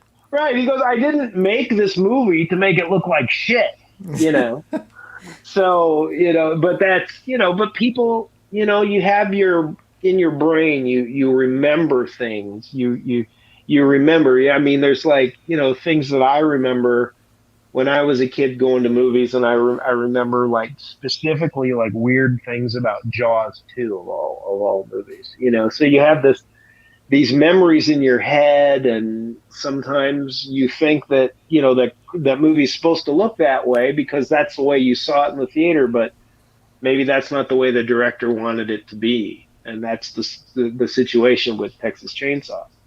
He's like, I didn't set out to make a shitty movie. And and it's funny because when I was going through all those outtakes and all that extra footage, of which there's still, I swear to God, there's still hours and hours of that shit still sitting at the University of Texas at Austin. There's hundreds of reels of shit there that we didn't even get to look at. So there's a plethora of more extra footage from Texas Chainsaw just sitting there that no one will probably ever see. What about that Halloween footage? I just thought of that too. Mm-hmm. I don't know. Well, it's a sad story, honestly. My friend at the time, Bill Kirkus, who I'd known for years, he knew me before I even started with Elite.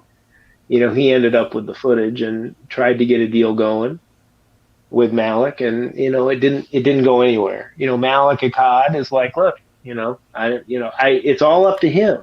Malik is the owner of Halloween. And while Bill had the footage, he can't do anything with it.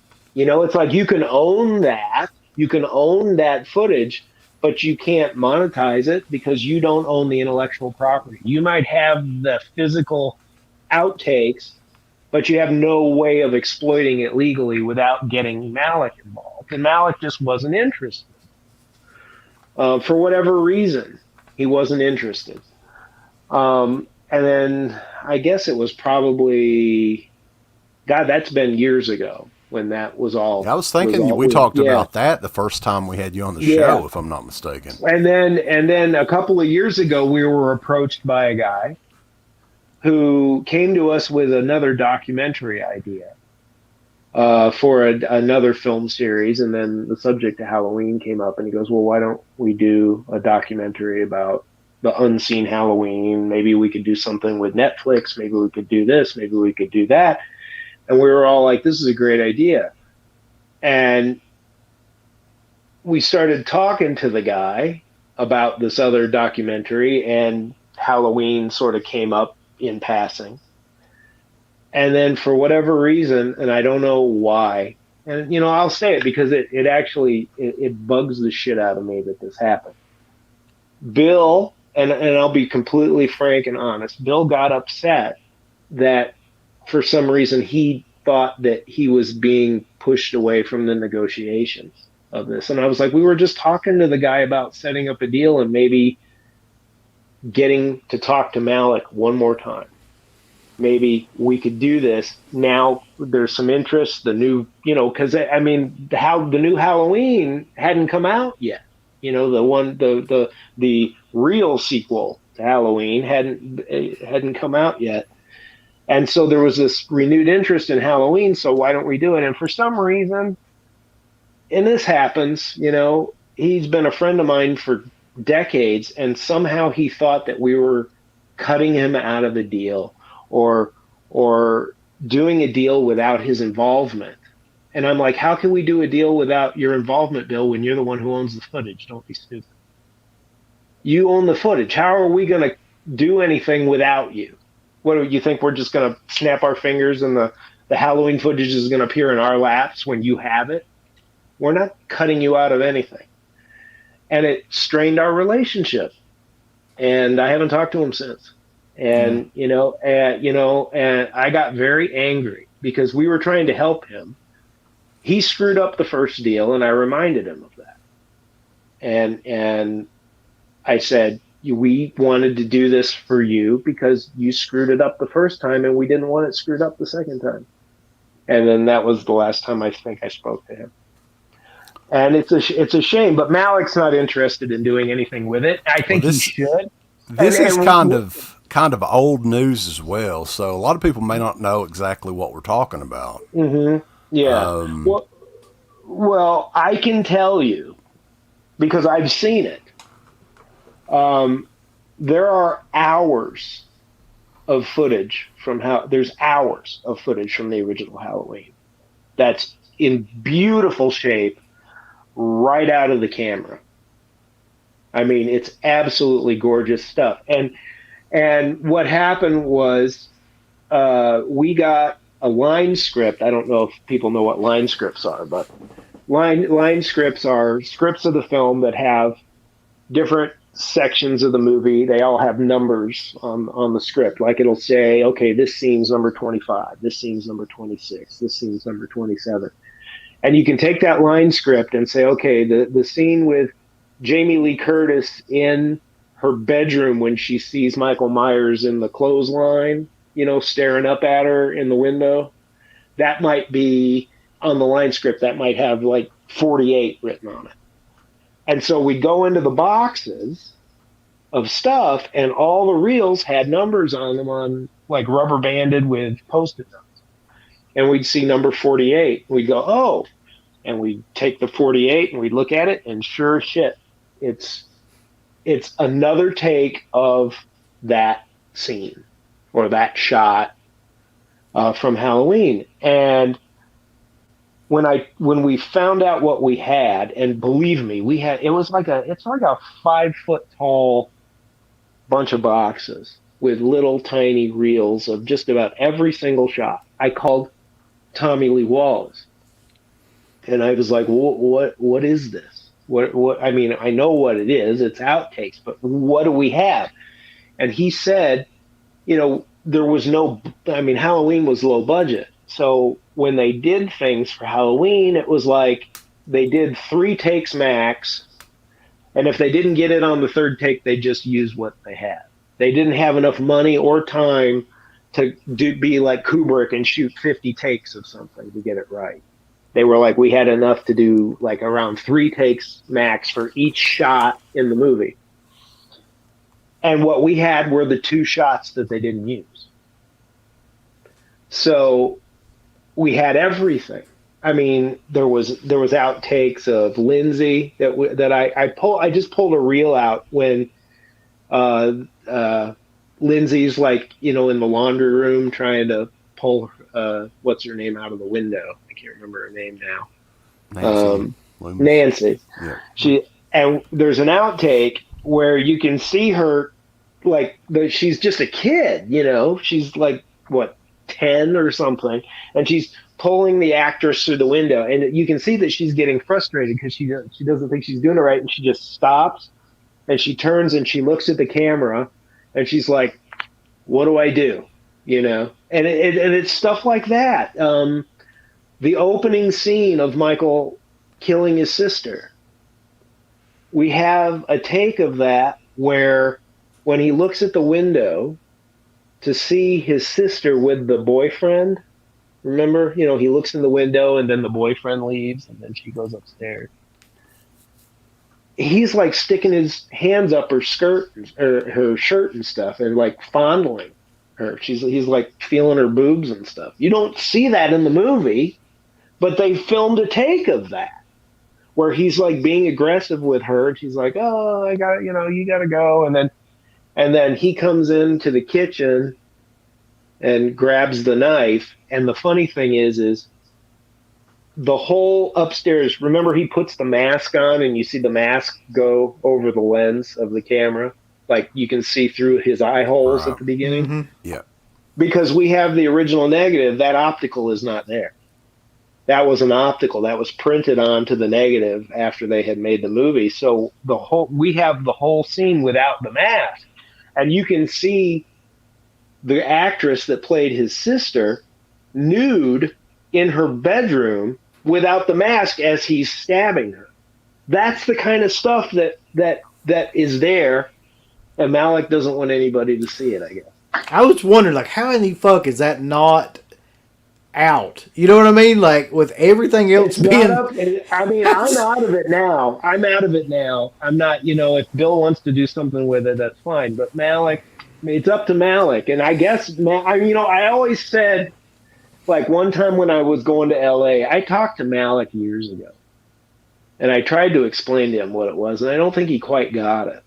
You know, it's almost like he probably thought it was like shitty outtakes, and you know, and the argument is, well, there's no sound, you know, because it's just you know, it's just shots with no sound, and I want to say to the people that are, for some reason, they think that's last time I checked, Michael Myers didn't talk anyway. So you could rebuild some of those scenes with Michael Myers by doing new Foley and new stuff. You could even take some of the effects from the existing film. Michael Myers doesn't talk. What do you could build around it. You know, if there's scenes with Michael, like it's just silly to think that because there's no sound, nobody wants to see it, because it's just not true. You know, I mean, there's tons of stuff. There's even that famous shot, or that famous sequence where John Carpenter complained. You know, it's the scene with Jamie Lee Curtis in the bedroom, and you know, Michael's looking in through the clothes and the clothesline. I seem to, you know, John Carpenter said that's one shot. They originally shot that on a soundstage and it just didn't look right, so he went back and he reshot it in a real house, and we think we have the soundstage shot. And one of the giveaways was, if you watch the movie, she's in the bedroom and there's like a hat, sort of like a straw hat or something, hanging on the wall of the bedroom. And, you know, she's talking on the phone, then she goes over to the window and she looks and he's standing there or whatever. Well, we went to the scene in the script and we pulled it out, and the whole shot is composed completely differently. The hat's in a different place. The walls look different. And I'm like, this could very well be the shots that John shot on a soundstage instead of a real house. People would I would want to see that stuff. We have camera tests. I shouldn't say we, because I'm not involved anymore. Bill's got camera tests. He's got, you know, there's another take of the opening scene where they scrapped it because as Michael Myers is coming in from the kitchen to go up the stairs, the lights were set in a certain way where you could see the entire shadow of a camera rig going up the stairs. So they canned that shot, and, you know, but they kept it. But, you know, that's the kind of stuff that is in there, and I think the fans would want to see it, but it's not up to me. You could definitely, like you were saying earlier, the documentary idea would be perfect. Yeah, I know. And you could have the people that were involved talk. So, you have a scene, a blooper of Loomis saying a line differently, and you don't have the audio.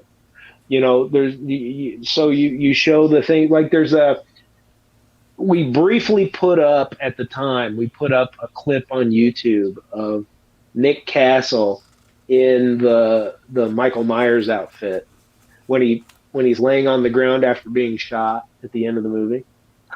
There's the shot of him laying there, and then Loomis looks over, and of course he's gone.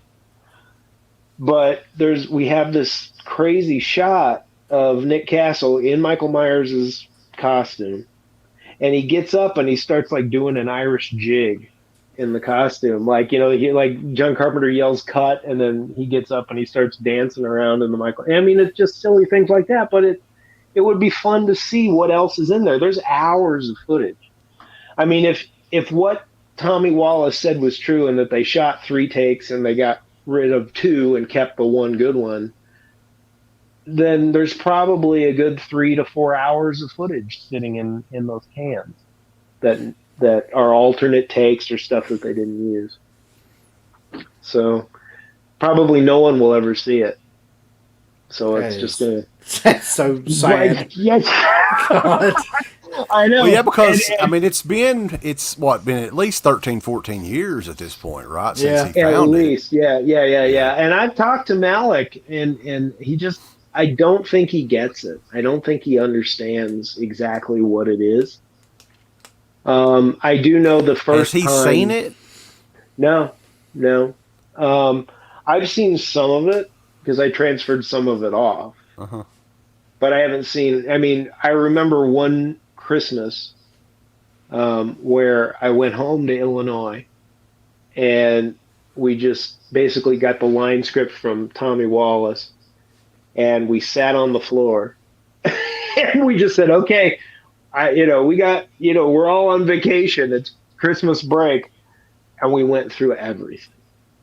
And we made sure that all the shots were labeled correctly. We looked at all the stuff and put everything in order and put it back in the boxes and had it all ready to go. And that's been at least 10 years ago, at least. So I don't know. Even if you get a half an hour out of that stuff, if you've got 4 hours of footage and you can pull a half an hour of stuff that people would want to see, you could make an hour-long documentary for a future release, and it'd be fucking amazing to see some of that stuff. Mm-hmm. Because there's all the setups, with the clapboards and the lights and stuff. And, I have a picture in my, down here, I have like a half bathroom in the basement. And I have this picture of Michael at the top of the stairs, and Jamie Lee Curtis is just kind of like sitting on the stairs, like bored out of her mind, like it's in between shots. And Deborah Hill is like leaning over the banister in the house, like with her, she's just looking exhausted, and it's like hanging in my bathroom. And it's just this shot. They just look just so, like, everybody just looks so tired, and Michael Myers is just like standing there with them, just kind of waiting, And it's that kind of stuff that I think if there's more of that kind of thing, even setups or bloopers. I mean, there could be funny bloopers where, something, mishap on the set or something. But the things like that opening sequence where you can see the actor reach down to pick up a mask that's not there. And then he goes like this. And the mask does not appear on the screen because it's the original camera negative. And then he walks up the stairs and he stabs the actress, and she's completely nude. And it's like the mask obscured all that stuff in the finished film, but you see it all on the footage that Bill has. But no one's going to see it, I guess. Yeah. Yeah, it's crazy. And who knows what else is in there. I didn't go through everything. I went through a lot of it. I went through, some of the scenes that I was like, okay, I got to check out like the closet scene, and we got to check out some of the stuff. There's a lot of great stuff. I mean, there's even he used that, I can't even remember, was it a Panaglide, I think, or something like that for Halloween. And there's footage of the camera tests where they get the camera rig and they're running through the offices, the production offices of Halloween. They're running through the offices, down the stairs, in the parking lot, testing the camera to make sure that it, makes all the smooth camera moves and stuff. That's cool shit. You can see the inside of the production offices for the Halloween and see people working and they're playing around with the cameras and stuff. I mean, there's a documentary in there somewhere, Just everybody's still, like John Carpenter's still around. Jamie Lee Curtis is still around. Nick Castle. There's a new Halloween movie coming out here in a couple of months. I know. And it's like, why? But again, it's not up to me. And it's really sad because, I mean, at least I got to see some of it. I didn't get to see all of it. But I saw enough to know that there's things in there that, as a fan, I would want to see. Yep. But you're just going to have to convince Malik. Maybe someday. Yeah, I guess. Maybe I'll, like, next time I go to LA, I'll call him and I'll come down. The 50th anniversary or something like that. Yeah, and I'll be like, dude, you got to do this. I mean, at the time we were dealing with Malik, the first time Justin was working for Malik, Justin Bean. I remember talking because he was working for HalloweenMovies.com or whatever it was. Yeah. Oh, yeah. And I remember Justin, I was like talking to Justin about it. I was like, got to do something with this stuff, man. But nothing ever happened. So maybe someday, but I've kind of distanced myself from it after that second attempt to actually do something with it. And I lost a friend over it. So I'm kind of done with it. If it ever comes out, I'll be glad to watch it. But, if they want me to, I was supposed to supervise it all. That was part of the deal. I was going to supervise it, catalog it, make sure, because he didn't want to get any of it stolen. You take all that stuff to a lab and then, shit disappears. It's like he wanted me to watch over it all, but I haven't spoken to him in 2 years. So he's going to have to find somebody else to do it for him, I guess. But like I say, that's super sad. I don't know if people realize, but it's like one of those movies that's not just a horror film. Like people watch that movie 100 times. Right. Like they would want to see. They know every scene of it by heart. They would want to see alternate, kind of takes of it. Absolutely. And there's tons of it. There's tons of it. There's a 5-foot pile of boxes of that stuff. Yeah. I mean, some of it, obviously, it's not all going to be great. There's going to be a lot of redundant, like a shot of a car driving down the street or something, when they're in the car, Yeah. And, that's nobody needs to see another take of that unless they run the car into a fire hydrant or something. But, it's, there's probably a lot of bloopers, a lot of mistakes, maybe even some extra stuff. Maybe some extra, maybe there's some, I'd love to see the stuff where she like stabs him in the neck and stuff like that, and how they, there's probably stuff on them choreographing it before they start. All that stuff, him sitting up, in the house and turning, all that stuff. It'd be interesting to see if we get an insight on how all that shit was set up, but. It is what it is, right? But I didn't to take it kind of like another direction. I didn't want to get off here without first commending you on this release. Yeah, it's a great one. I fucking love that movie. It's one that I had never heard of and never seen. And then, when you read the title, Massacre at Central High, it kind of like puts a vision in your mind of what that film would be like.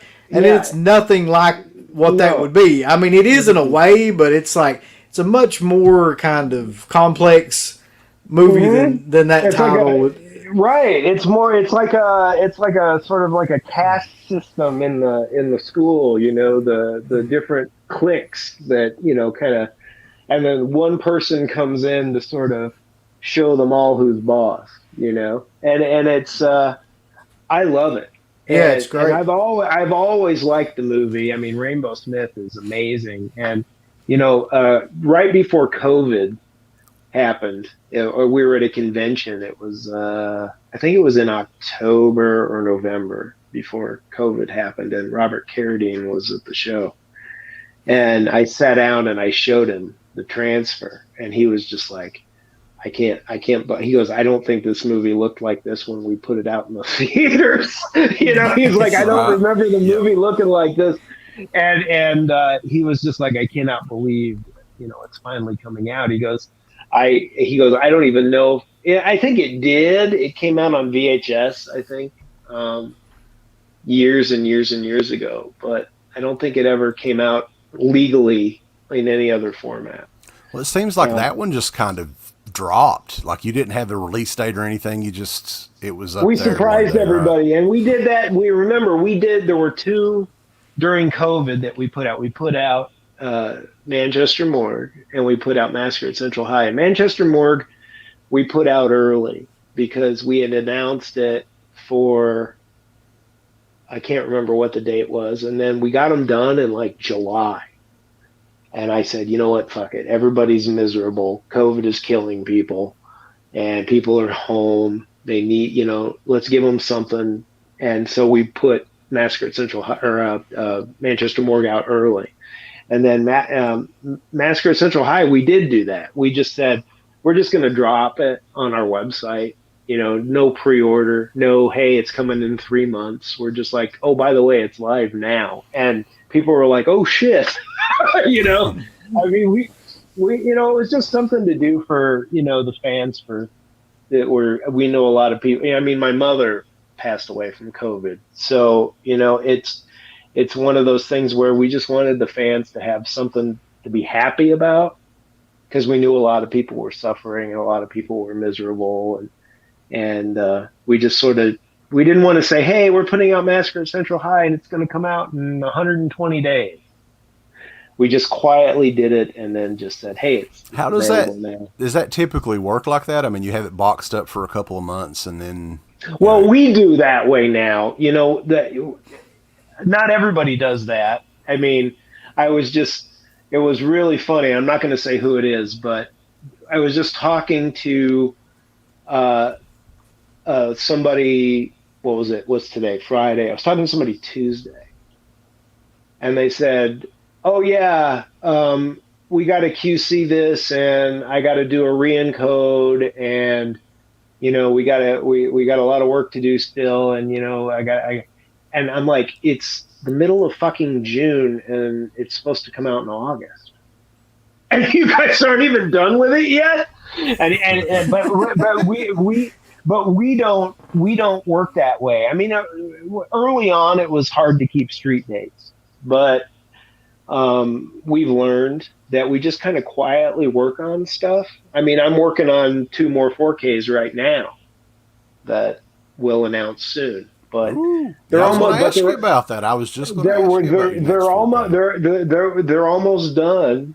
I mean, and now, are these movies that you've released on Blu-ray before, or are these brand new movies? Oh, okay. Mm-hmm. Yeah, and they're almost done. And we haven't announced them yet. We'll probably announce them next week. I would have loved to have talked about them today, but we didn't quite get everything. All the ducks weren't in a row this morning, which I had hoped they would be. But well, you already gave us the biggest scoop we've had in probably 5 years by showing us the Kindred. Yeah. You know. Yeah, with the art. Well, the package exists, right? That's right. But the discs don't exist yet. But no, we're working on 2 more 4Ks, and we'll have them done right around the time we announce them. And, you know, we're with a new distributor now, so they do things a little differently than we're used to. So, you know, we're with MVD now, and, you know, they'll say, well, okay, it's June.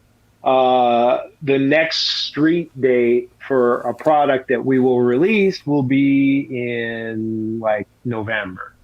Right. So even if we announced it today, the release date would be November. So that's working pretty far in advance. And a lot of companies, they announce something and then they work to get it done by November, and all is well. But for somebody like me, I'm more interested in getting it like 90% done and ready to go before we announce it anymore, because I don't want to be one of those guys that's always late, because you never know. Stranger things have happened. And I just don't want to be a company that announces something and then, oh, we got to move the street date. Sorry. Oh, we got to move the street again. Sorry. And early in our career, that happened a lot, and I just don't want it to happen again. So I'm quietly working on some things that we will announce shortly. And so the Kindred odds are that's the next one that's coming out, though, right? Nope. No, we're already there. Yeah. Well, I mean, here's the difference. Okay. So, these 4Ks that I'm working on now, MVD will release them. Okay. A steelbook, like a collector's edition, like Manchester Morgue, Massacre at Central High, that kind of thing. We put those up on our own website. So we sell those direct through our website. So MVD might buy some at a higher cost. Like I think they bought some Manchester Morgues, but their retail price is higher because we made them buy for what we sell them for. But then they have to mark them up. But the difference is, if we put out the Kindred in a steelbook with the special edition O-card and all that kind of stuff, that's going to go direct to our website. And much like Massacre at Central High, we'll probably say, hey, it's ready, boom, and then we'll drop it on our website. We won't have a 3 or 4 month pre-order date for it like we would have to if we went through our main distributor.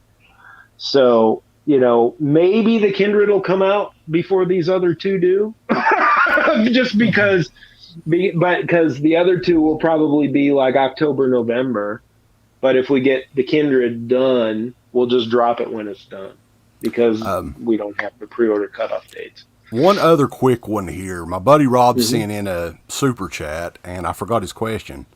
He's asking about the Coffin Joe series on Blu-ray. Would that be a possibility? Not from us. We took over those from what was the company? Fantoma.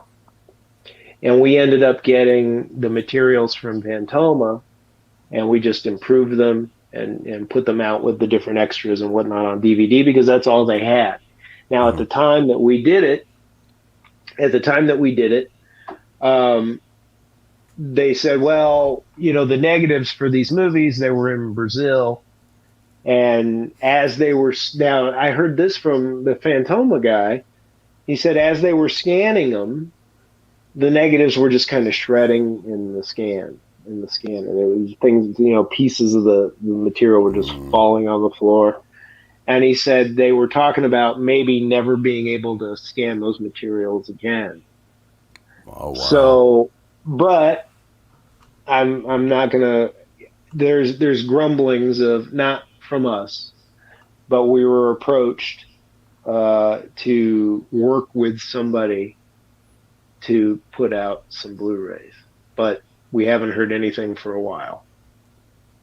So we own the rights to the Coffin Joe movies in the U.S. for a number of more years, and the company was kind of like, hey, can we work with you guys to do this? And we're game, but if they want to talk about it when they're ready to talk about it, they will, but they haven't said anything to us about it for a while. So maybe they went to Brazil and realized that the negatives were in bad shape. I don't know. But we haven't heard from them in a while, but there's grumblings of those maybe happening. And not just those, but maybe all of the Coffin Joes, maybe. But they wanted to work with us on the ones that we had. So we'll see. I mean, it's a possibility, but I don't know how realistic that possibility is based on what I have heard, as far as what the negatives and stuff are in pretty poor shape. So we'll see. Gotcha. But we're probably not going to do those. I've got enough gray hair. I don't need to. more likely to do. John Hudson wants King Frat in 4K, so that might be a possibility. I want King Frat in 4K. I would buy that day one.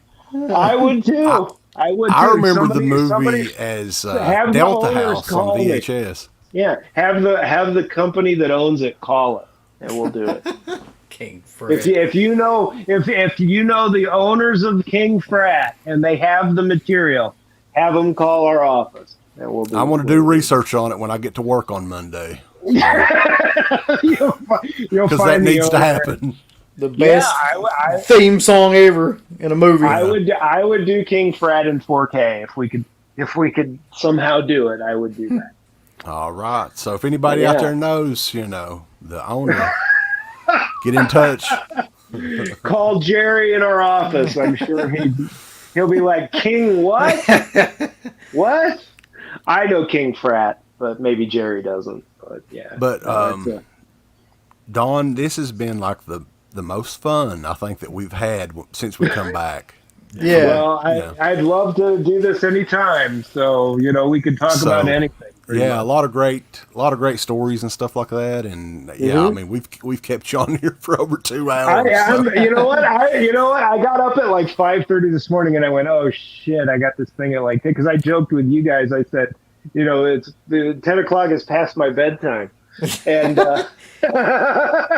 but I'm like wide awake, so I mean, I could keep going, but I understand if you guys got to cut it off. My earbuds might be going out, might be drained. I mean, but no, we'll definitely have to do it again soon. Not 15 years in between like last time. Right? No, I mean, even not even talking about Synapse stuff. Just anything. I mean, me and Felcher, it'd be fun, So do like a round table thing with you guys. Right. Yeah, no, I mean the last 2 interviews we've done, Felcher's been like in the chat, so I don't know why he didn't just fucking get on there like he could. Well, I gotta tell you, his stuff is great stuff, and like I said early on, the stuff that he did for us for the Kindred is some of the best stuff that Redshirt Pictures has done. That documentary is phenomenal, and it's you guys will see it soon enough. But it's just great stuff, and with the Kindred, it for those of you that haven't seen it, it's like a really awesome rubber monster creature, practical effects movie.